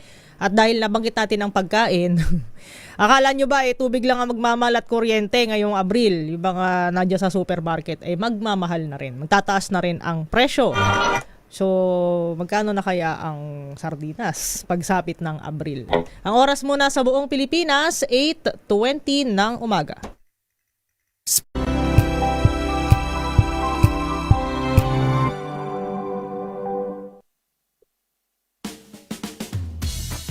Jiggy Manikad po. Bilang isang broadcaster, mahalaga sa akin ang tamang impormasyon. Sa lahat ng bagay, kahit sa food supplement, mapanuri ako. Kaya dito ako sa subok ng MX3 capsule. Ito'y may alpha, beta at gamma mangosteen. Para sa akin, sigurado ako sa MX3 capsule. Dito ako believe. Mahalagang paalala, ang MX3 capsule ay hindi gamot at hindi dapat gamiting panggamot sa anumang uri ng sakit. Amoy forever. Amoy LQ. Amoy New Caleb Berry Blooms. Amoy kalat, amoy good vibes. May nagbago. May arte. May budget. Akala nyo lang yon. So solid. White Rose Papaya, wow, white rose. White Rose Papaya, wow, white rose. White Rose Papaya. May glow up with a White Rose Papaya. White Rose Papaya. May puti power times 2 kasi may papaya at niacinamide. May shea butter and tea tree oil pa. Kutis sulit ang glow up. White Rose Papaya. Kutis sulit ang glow up. ACS.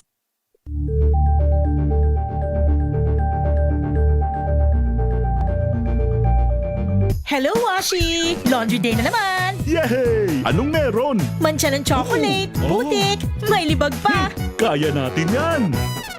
With Pride Washing Machine Detergent, may triple stain-away formula. Tanggal ang makapit, madikit, at malupit na dumit mancha. Kaya easy-easy ang labada. Mula noon hanggang ngayon! All you need is pride. All you need is pride. ACS.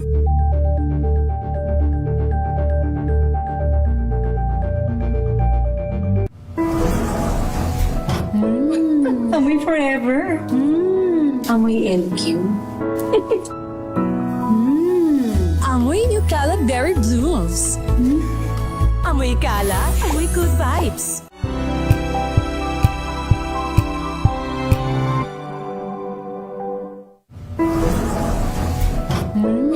Amoy forever. Amoy LQ. Amoy New Caleb Berry Blooms. Amoy kalat, amoy good vibes.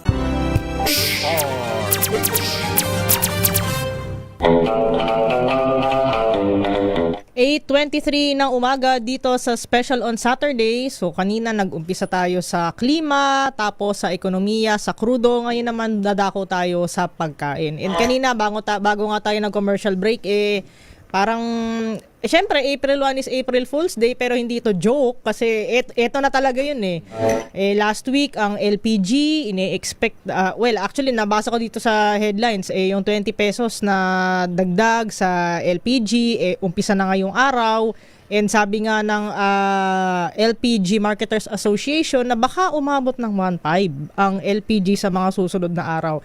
Pero ang kasunod ng LPG pagkain. So magkano nga ba ang itataas ng presyo ng pagkain? Kasi parang nung nag-umpisa tong gera, Feb 28 ngayon, officially 1 month na, yung talagang impact niya is lahat sa Abril Ngayon mo lang maramdaman Oo. Ngayon, dahil dadako na tayo sa presyo ng pagkain, alamin natin kung magkano na nga ba ang magiging presyo ng mga pangunahing bilihin sa mga supermarket pagsapit ng Abril. Nasa ating linya po ang Pangulo ng Philippine Amalgamated Supermarkets Association Incorporated, si Sir Steven Cua. Sir, magandang umaga po. Welcome po sa Special on Saturday with Nicole, Julius, and Jay. Yes. Magandang umaga, Nicole, Julius, Jay.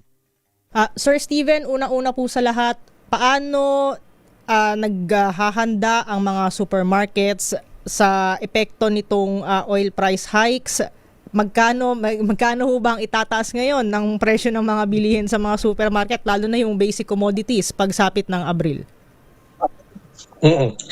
Napakagandang nabigyan natin ng time, nabigyan natin ng oras, ng panahon ang mga manufacturers na magdagdag ng kanilang production. Dahil kapag tayo ay namili kaagad at hindi sila nakapaghanda ng kanilang production dahil sino bang inaakalang magkakagera, maubusan tayo ng stocks, At pag panic buy, lalo nang mabilis maubos ang produkto. Pag naubos yan, siguradong tataas ang presyo. Bakit? Siyempre, kailangan magmadali sila mag-overtime para magdagdag ng production. So now that they've been given 28, 29 days, to add up to their stocks, wala tayong nakitang empty na supermarket. Sagana sa supply. Okay. Now you're asking, magtataas ba ang presyo? I'm saying for sure. Kasi lahat ng industriya, production-wise, kailangan ng crudo. Diba?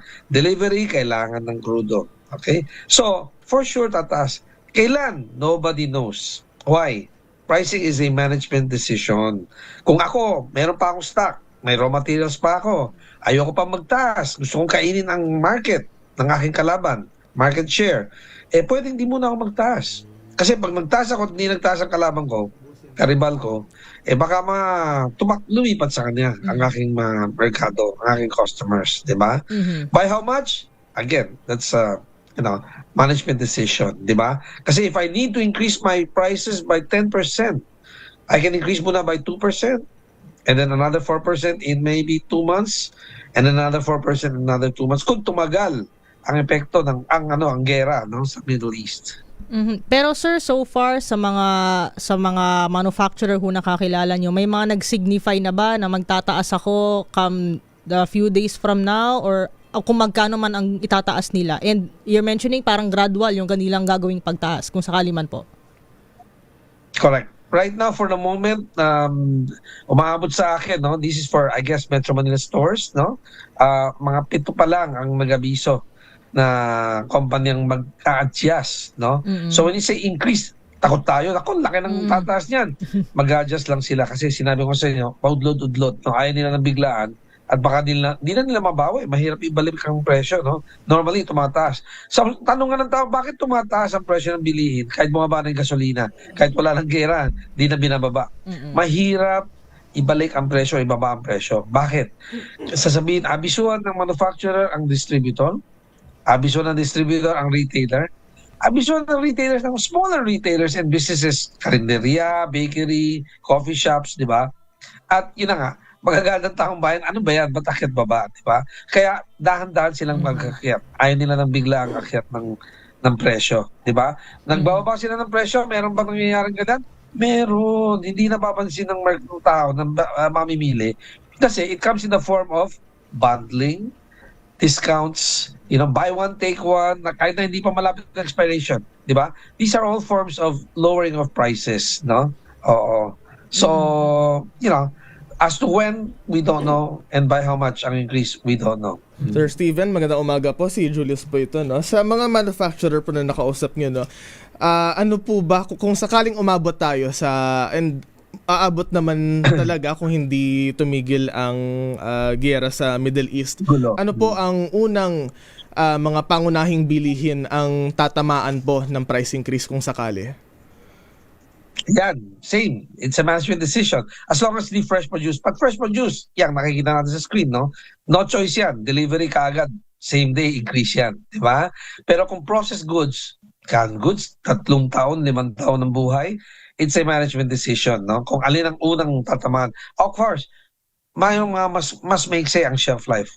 Tinapay. Okay?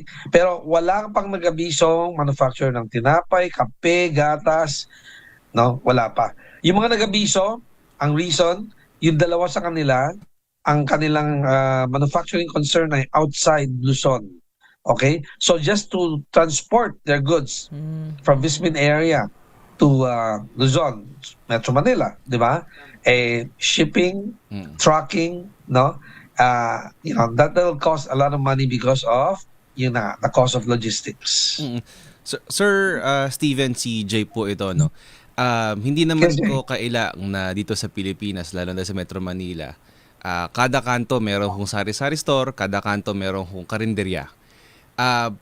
Masasabi niyo ho ba, Sir Steven, na panatag ho sila na yung mga pangunahing bilihin nila tulad ng mga toyo, suka, paminta, yung mga usual na ginagamit nila for sari-sari stores and karinderya is hindi gagalaw for the next few weeks or months?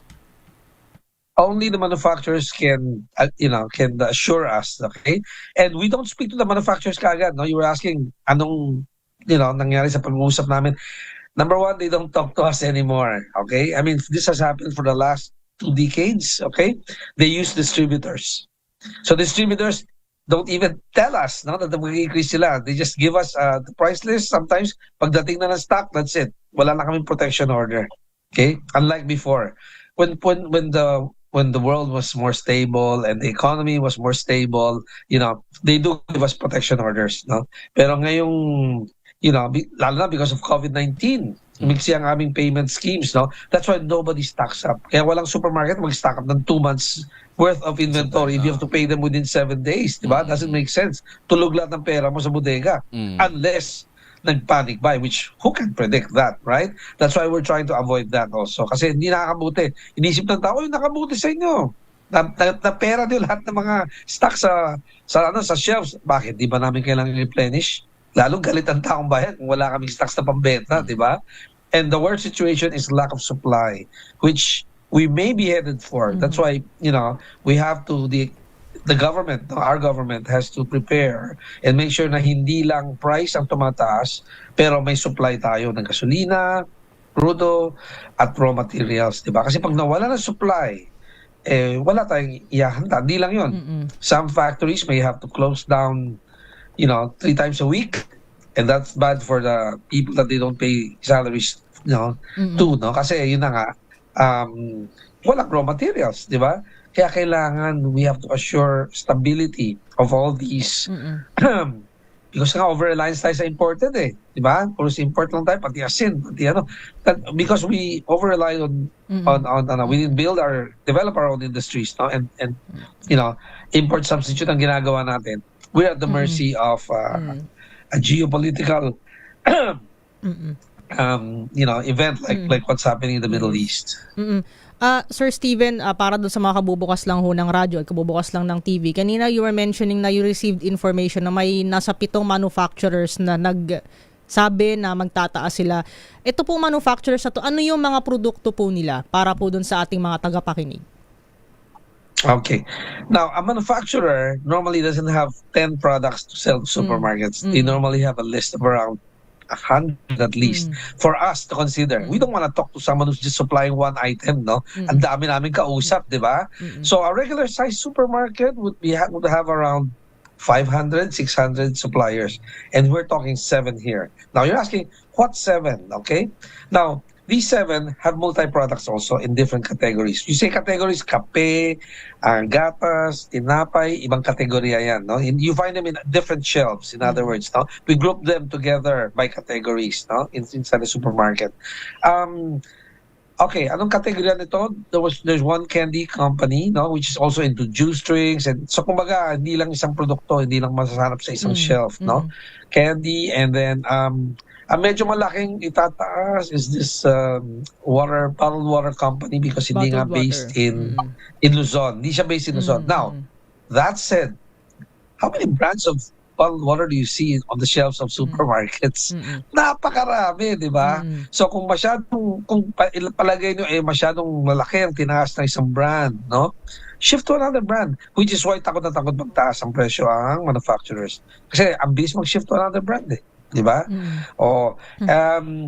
Yung isa chemicals. So I guess it's all imported. I don't know if they do repacking, I think, here. Okay? They're also based outside Luzon. So again, cost of transportation, distribution, no? The other, there's one noodle, no? Pero hindi lang noodles ang kanyang negosyo. Marami siyang ibang produkto. Ito, nakakatawa, pero hindi ko alam bakit, no? Sarsa ng lechon, no? Oo, kilalang brand, pero mabas siya. Okay? Pero maliit lang ang adjustment. Yung mga ganyan, may balak nang mag-adjust ng price before nangyari itong gera. Di ba? So, too late na. Caught na sila in between na. Ano ba? Tataas ba natin o hindi? Hindi tayo magtaas. Yung hindi natin mabayaran ang utang natin. Nag-expand tayo ng pabrika, halimbawa, no? Or whatever man ang ginagastusin, di ba? So, naipit na. So, they have to force to good, di ba? Everyone wants to comply with what the government is requesting kung pwedeng after April 16 na magtaas ng presyo. Kaya lang, I guess these 7 in particular, hindi na kaya, di ba? Plus, I'd like to say that kung lahat ng produkto ay magtataas ng after April 16, hindi rin maganda, di ba? Ngayon, kung pakonti-konti, at least, nakakaluwag tayo in other aspects. At hindi yung no choice, lahat pala nagtaas sabay-sabay, di ba?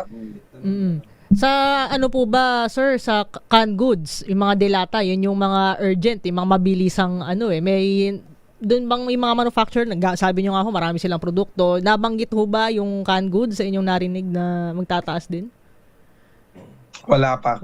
Walang gatas, walang kape.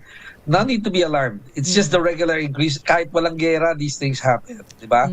People are not aware, but almost every week may increase in price for or price adjustment ng iba-ibang mga produkto. Ang daming brands, ang daming produkto. So a regular size supermarket has around 15,000 different SKUs, stock keeping units. No? Ibang size, ibang stock keeping unit yan. Ibang flavor, ibang variant, ibang amoy ng shampoo, no? In bottle or in can, this is another, SKU, in other words. So we have around 15,000. The big hypermarkets, over 100,000 SKUs, okay? That's why we cannot stock up on a lot of each item kasi kano kalaki bodega namin, di ba? They twice the size of the selling area, di ba? Sir, nabanggit po kanina yung mga outside Luzon na dinedeliver to Metro Manila ay syempre prone to price increase. How about yung mga imported goods naman po from other countries? May mga nakikita po ba tayong signals about imported products? And kung meron po, ano po kayo mga imported products ito? Bago pa nagkagulo sa Middle East, no? Ang favorite US luncheon meat natin, no? Everybody knows that brand, right? Ang laki na lang tinaas, di ba? For whatever reason. So I don't know, di ba? There are so many factors at play. Of course, itong particular, supply disruption, no, of raw materials, no, dahil nga dito sa, Strait of Hormuz and yung areas na hindi madaanan, no, ng ating mga imported raw mats, no. It's causing more harm, no? That's why mas mapadali, mas malawak ang epekto, ang impact, no? Kaysa during normal times, no? Pero yun na nga, if you're asking what brands, what type, it's circumstantial. Depende dun sa importer, depende dun sa production point outside, the country, no? So there are so many factors at play each time, di ba? The padded costs in the ports, no? Delays in deliveries, ang daming dahilan yan. That is why some products make it, some brands make it, and some don't. Sir Steven, last question na po on my end. Mensahe nyo na lang po Yes, sa Yvonne. mga consumer, lalo na ngayon, may mga nagsasabi na magtataas, baka, kailangan ko nang mamili. Alam niyo ho. Yan. Mensahe nyo lang po sa ating mga consumer ngayong umaga. Okay, that song that you hear played the last few months, kalma, no? Kumbaga, kalmado lang tayo, di ba?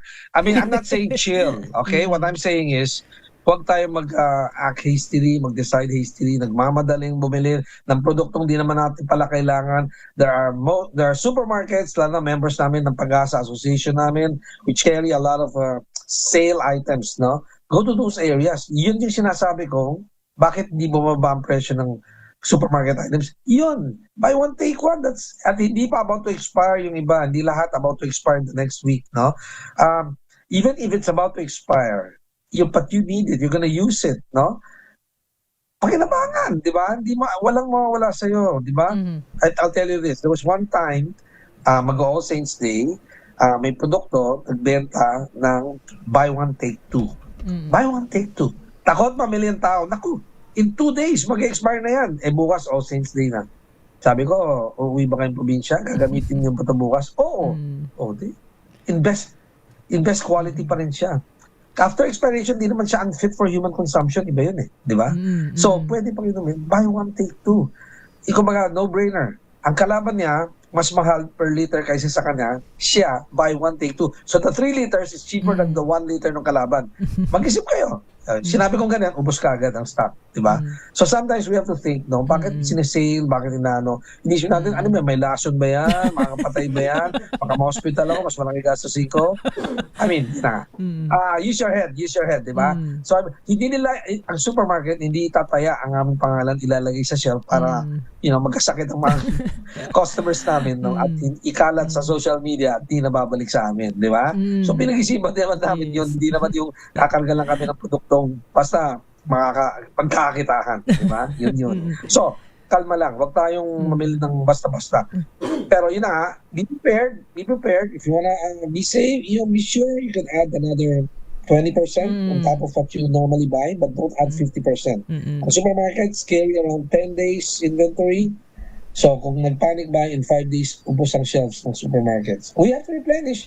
At nabigyan natin ng oras sa manufacturers, but we don't want that to happen because once nagmadali silang maghatid, tataas na naman ang presyo. Kasi hindi normal, di ba? Yes. Oo. So let's become, government side, we'd like to ask them, this morning I'll be meeting with the DTI Secretary. Well, I guess I'm telling government to come up with the guidelines, mga alituntunin. So baka nung COVID, may protocols tayo, di ba?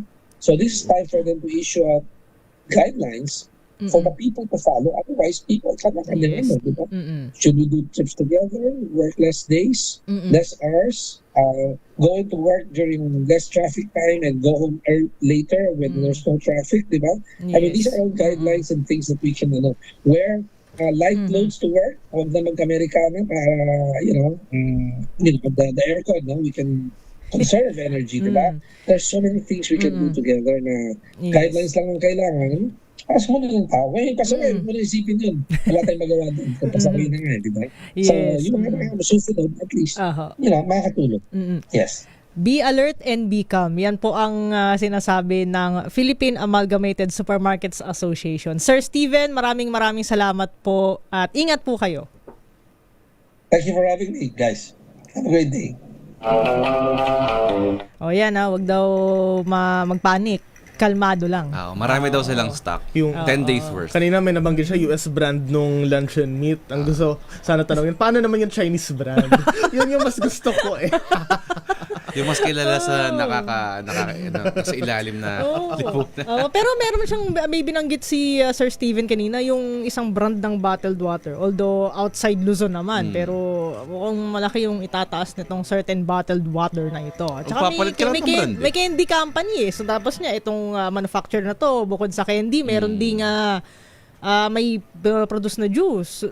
So, pero at least, ang pwede mong bigyan ng kapanatagan doon is hindi siya agad-agad nagtataas. Kasi syempre, sabi niya rin gradual or binabalance ng no cause for alarm pa naman sa ngayon.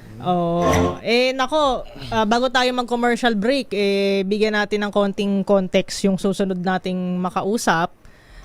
Dahil kung inyo maaalala, nitong nakaraang linggo, isang tatay ang nag-viral na interview lang naman ng veteranong Boy Gonzales. Ayan sa DZRH Dahil, ay nako, mamaya pag-uusapan natin tong si tatay at dahil ang ating makakausap ay taga DSWD, I'm sure sa mga nakikinig, kilala nyo na tuloy si tatay. Ayan, na nag-viral ng maiyak dahil hindi siya napasama sa listahan ng tatanggap ng cash aid na para sa mga jeepney driver. Ang oras muna sa buong Pilipinas, 8:43 ng umaga.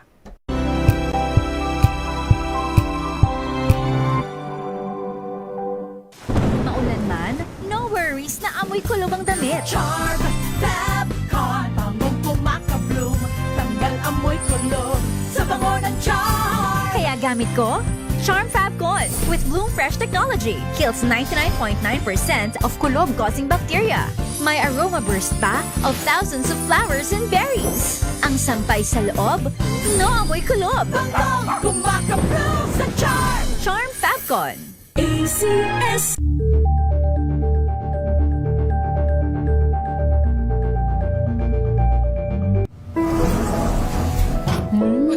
Amoy forever. Amoy LQ. Amoy New Caleb Berry Blooms. Amoy kala, amoy good vibes.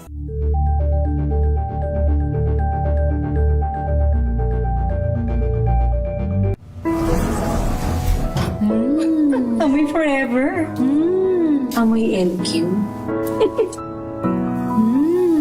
Amoy New Caleb Berry Blooms. Amoy kala, amoy good vibes.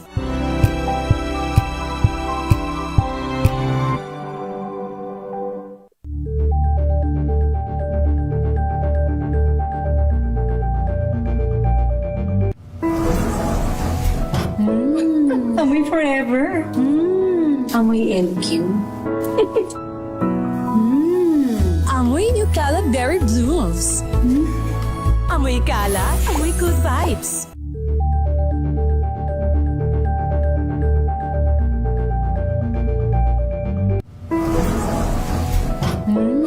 Amoy forever. Amoy LQ.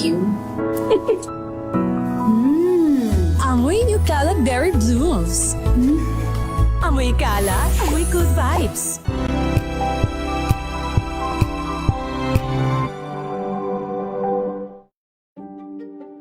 Buklatin ang mga pahina. Pakinggan ang boses ng lipunan.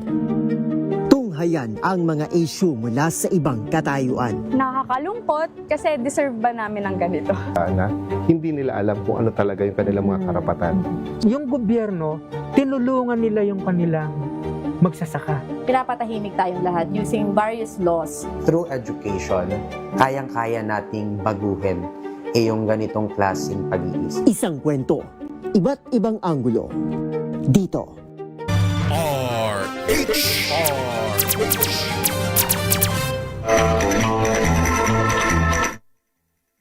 Ang oras sa buong Pilipinas, 8:46 na umaga dito sa Special on Saturday. Okay, para sa ating susunod na guest, makasama natin ngayon ang isang tagapagsalita na kahit panahon ng krisis ay fresh na fresh pa rin. Sana all. Ating department spokesperson ng DSWD, si Assistant Secretary Irene Dumlao, na tinaguri ang Outstanding Public Communicator sa gawad ng pampublikong komunikasyon ng Presidential Communications Office. Asik Irene, magandang umaga po. Good morning po. Ay, magandang umaga po. Magandang umaga sa lahat po na susubaybay ng inyong programa. Yes, Asik Irene, balita ko po, kayo po ay nag-iikot ni Secretary Rex Gatchalian ngayon sa mga distribution ng ayuda. Ano po ang update natin dyan? Yes, that's correct. Kanina po nanggaling kami ng Malabon and then nagtungo kami ng Navotas. As early as 6:30 a.m. ay umiikot na po kami para i-supervise yung isinasagawa natin pamamahagi ng tulong sa mga MC taxi drivers po natin. Sa kasalukuyan, nandito kami sa Quezon City upang tiyakin naman na itong mga concerns sa mga ilan sa mga drivers na hindi po napasama sa listahan ay agaran po natin na matugunan. Gusto lang po nating ibahagi na Sa pangalawang linggo po natin ng distribution ng 5,000 pesos na cash relief assistance, we have already served more than 102,000 na mga tricycle drivers dito sa Kamaynilaan, more than 22,000 TNBS drivers, more than 18,000 naman po na mga jeepney drivers ang nakatanggap ng 5,000 pisong financial assistance, at mahigit 81,000 naman po na mga service delivery riders ang ating pong nabahaginan ng tulong. Gaya ng nabanggit ko, ngayong araw naman po ay mga MC taxi drivers ang ating pong binabahaginan ng tulong. In Marikina, magtutungo tayo dyan mamaya. Doon naman po, aside from the MC taxi drivers, meron tayong mga TNBS drivers na isa-serve because yung scheduled payout nila nung Tuesday was rescheduled to Saturday. So, yun po yung pinaka huli po natin na datos, and sabi nga po natin, we're here to ensure na na-address yung mga concerns po ng ating mga ng ating mga drivers. At ang sabi nga po natin, magsasagawa tayo ng special payout after Holy Week para naman sa mga drivers na hindi po nakapag-claim ng kanilang financial assistance, and para rin po doon sa mga drivers na na ipadagdag o na idagdag doon po sa listahan. And of course, lahat ng ito ay ginagawa natin alinsunod sa kautusan ng Pangulong Marcos Jr. na tulungan po natin itong mga drivers na mabigyang lunas yung mga iba't ibang suliranin na kinakarap nila bunsod ng pagtuloy na pagtaas ng presyo ng petrolyo. Asek Irene, mas magiging specific po ako. Ano po ang naging aksyon ng DSWD? Ni-mention yung special payout doon sa mga hindi nasama sa listahan. Paano po yung magiging procedure nito after Holy Week? Yes, tayo po sa DSWD nakipagpulong sa mga local government unit. Nang sa gayon, makuha po natin lahat ng mga tricycle drivers na eligible na hindi po napasama doon sa initial na listahan. Gayon din, nung nakarang araw nakipagpulong naman tayo sa mga TNBS groups, pati sa mga transport network companies para ma-submit nila sa atin lahat ng mga on-board drivers nila. And sa mga JODA naman, nag-reach out tayo sa iba't ibang mga grupo ng mga drivers para makuha rin yung kanila pong mga listahan at may kumpara ito doon sa master list that was provided to us by the LTFRB. So kami na po yung lumapit sa kanila at kinalap yung mga listahan so that those eligible drivers who were not included ay makakatanggap din po ng 5,000 piso. Kasi yun po yung bilin sa atin na dapat matiyak na wala pong maiiwanan ng mga drivers. So again, after Holy Week, magsasagawa tayo ng special payout for them. We will announce kung kailan po at saan gagawin yung mga special payout. But definitely, sa lalong madaling panahon ay maisasagawa po natin ito. Opo. Asek Irene, follow-up lang po. Meron po ba kayong estimate kung ilan po itong mga driver na hindi napasama sa listahan na qualified doon sa special payout? Meron na tayong initial na listahan na nakuha sa mga tricycle drivers from the local government unit. And then nung isang araw, meron pong karagdagang drivers naman from the TNBS sector yung ating natanggap. I just don't have the total right now, but once ma-finalize na po natin, may isa pinal yung pong datos ay ibabahagi naman po natin ito. Asek CJ po ito, no? Kailan ho matatapos dito sa Metro Manila yung payout? And kailan ho naka-schedule or i-schedule para sa mga ibang metro cities tulad ng Metro Cebu, Metro Davao na labas dito sa NCR? Well, for Metro Manila, yung regular payout natin, ang objective natin ay matapos ito bago matapos ang buwan ng Marso. Kasi by Monday, meron pang payout yung kung ibang mga service delivery riders sa ibang local government units. So dapat matapos tayo ng March 31 para makapag-umpisa naman na po tayo sa pamamahagi ng tulong sa iba't ibang syudad outside Metro Manila. In fact, nakapag-meeting na po tayo sa ating mga field offices para saayos na yung pong listahan. Kasi ang plano po natin, after Holy Week, mag-umpisa na tayo sa distribution naman sa ibang lugar outside Metro Manila.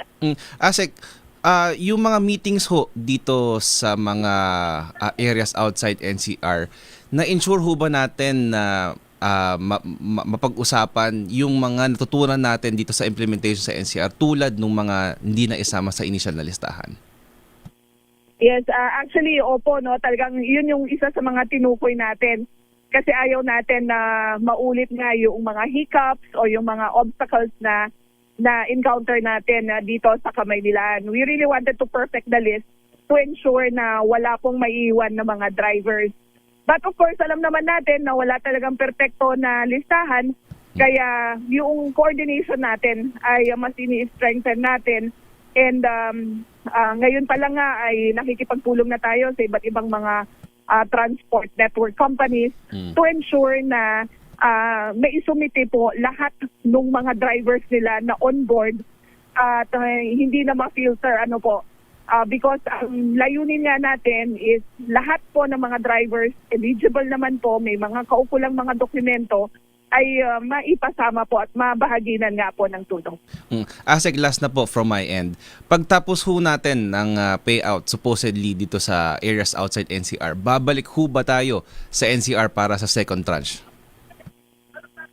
Ito yung sinasabi po natin na binabantayan ng DSWD yung pong sitwasyon at kung kinakailangan na magbahagi po tayo ng karagdagang tulong, handa naman ang DSWD. We've earmarked 30 billion pesos of the more than 60 billion pesos na pondo ng assistance individuals in crisis situation para nga po sa cash relief assistance na sinasagawa natin. So again, kung kinakailangan po na mag-provide tayo ng second round ng ayuda o ng tulong pinansyal, ay gagawin po natin yan. And by that time, sabi ko nga po, na-perfect na natin yung system and we could probably adopt digital wallets already for the distribution of this aid sapagkat ngayon po, napo-perfect na natin yung system and we are able to verify yung na rin pong mga contact details nito pong mga drivers na pinagsisilbihan natin ngayon. Asik Irene, si Julius po ito. Pasensya na, napatawa po ata kita kanina Pero kasi si Asik Irene, napakagaling talagang spokesperson. Kahit panahon ng krisis, ready siya sumagot sa mga media inquiries. And napaka-fresh niya pa on-cam. Kaya nabanggit ko yun. Pero Asik, tanong ko lang po, kasi alam naman po natin yung nag-viral na video doon sa interview ng veteranong journalist na si Boy Gonzales kay Tatay Jaime Rica Frente. So, pero hindi lang naman po kasi si Jaime Rica Frente ang nawala sa listahan na kwalipikadong tsoper. Sinabi niyo nga po na magkakaroon ng special payout na inaayos yung listahan. Paano po ba ginawa ng DSWD yung pagtulong sa pagsasaayos ng listahan? Kasi sinabi po ni Secretary Gatchalian sa The Situation Report na parang halos nangingialam na raw yung DSWD para maayos ang listahan Are we parang looking at parang how many percent po ba yung if wala pang figure, parang ilang lugar po ba yung nakita natin na maraming natanggal sa listahan? Or rather, hindi naisama? Opo. Actually, marami kasi mga kadahilanan bakit may mga drivers na hindi po na ipasama doon sa final list. Meron po kasi dyan, incomplete yung information or wala pong mga middle name na na-provide or yung iba naman po walang na-provide na mga birth date. Mahalaga po kasi yung impormasyon na yon kasi sa isinasagawa natin na deduplication process, nakikita natin na posible na 2 o 3 tao magkakapangalan pero nagkakaiba na lang po sa kanila pong mga birth date. So what we did was to return the list of drivers na incomplete yung information to the local government units or to the LTFRD nang sa gayon makalap yung karagdagang info na ito. Doon po, iyon po isa sa mga reasons kung bakit meron pong mga hindi napasama doon sa payroll list. But sabi nga po natin, tayo na yung nag-reach out sa mga iba't ibang mga grupo, iba't ibang mga TNCs so that hindi na natin mapahirapan pa yung ating pong mga drivers at immediately nga po ay makapagsagawa tayo ng special payouts for them. Gayon din po, pinagsisikapan ng DSWD na talagang magkaroon na tayo ng proactive approach. Hindi na natin hihintayin na ibalik pa sa LTFRD yung listahan and then LTFRD pupunta sa mga TNCs. Tayo na po mismo ang nag-reach out sa kanila para mapabilis yung proseso. At again, sabi ko nga po, para hindi na mahirapan po yung ating pong mga drivers. Yun po yung isasagawa natin na mga mekanismo ngayon. Yes. Asek Irene, si Nicole po ulit, siguro panghuli na po, doon po sa gagawing special payout, ano po ang inyong mga paalala doon sa magkiklaim na wala sa listahan? Ano po ang kanilang kailangang dalhin? Yung po mga drivers po natin, we highly encourage them to coordinate with LTFRB at gayon din po sa kanilang mga transport network companies. In fact, dito po sa mga help desk na itinatayo natin, meron na pong mga representatives ng kanilang mga kumpanya para makapag-submit na po sila ng kanilang photocopy ng driver's license and may provide nga po yung mga karagdagang impormasyon kagaya ng middle name at ng kanila pong mga birth date. Gayon din po, pag schedule na po ng kanilang payout ay magtungo po sila sa designated payout site and then dalhin po yung kanila pong valid driver's license, yung pong original and photocopy of that. Yun lang naman po ang hinihingi ng DSWD. And again, linilinaw po natin, yung role ni DSWD ay maging paymaster lamang po. O ibig sabihin, mag-release ng 5,000 pesos financial assistance. Hindi naman po kami ang gumagawa ng listahan. Nagagaling ito sa mga iba't ibang mga kumpanya nila na isinusumite sa LTFRB and then to DSWD. But sabi ko nga po kanina, we're taking proactive steps na hindi na po natin hihintayin na dumating yung listahan sa amin. Kami na po ang lumalapit para masaayos itong listahan at mapabilis yung pamamahagi natin ng tulong. With that, Asek Irene Dumlao, maraming salamat po. At sana dun sa mga driver, I hope na take note nyo yung mga sinabi ni Asek Irene. Asek Irene, ingat po kayo. Maraming salamat po sa pagkakataong binigay niyo po sa DSWD ngayong umaga. Salamat po, Asek. Sakto yung punto. Alas 9 na ng umaga. Baka may gusto kayong batiin. Dalawa. Okay, may babatiin lang ako. Si Miss Sheila Marie Siscar ay isang overseas Filipino worker sa Doha, Qatar. Pero ngayon ay nasa Metro Manila. So maraming salamat po sa iyong pakikinig. At syempre sa aking kaibigan na si Lynette Haveria. Ngayon 2026 ay magbabago na ba tayo, sis? Hindi. Ako, ikaw, Jo. Sige, ikaw muna. Hindi, ako lang mabatiin ko yung kaibigan ko si Eric Santos. Hindi siya yung singer, kapangalan niya lang. Si Eric, kaibigan ko si Eric Santos. Nagpapabati lang siya. Nakikinig siya ngayon. Ay, babatiin ko lang yung paborito kong kuya, si Bal Gonzales. Ayan, nanonood sa atin ngayong umaga dito sa... Ay, abangan nyo si Bal bukas sa Mega Balita Linggo. Ay, sabihin pumasok ka, Bal. Ayan na po ang kabuuan ng Special on Saturday. Sa ngalan po ni Dr. Cesar Chavez, kami po ang inyong nakasama ngayong huling Sabado ng Marso. Akala nyo tayo nagsara ng Pebrero, tayo nagsara ng Marso. Ito po si Nicole Lopez Poyawan. At ako naman po si Julius Leonen. Ako pa rin po si Jay Vera Cruz. Magandang umaga, Pilipinas. Ang oras sa buong Pilipinas, 9:01 ng umaga.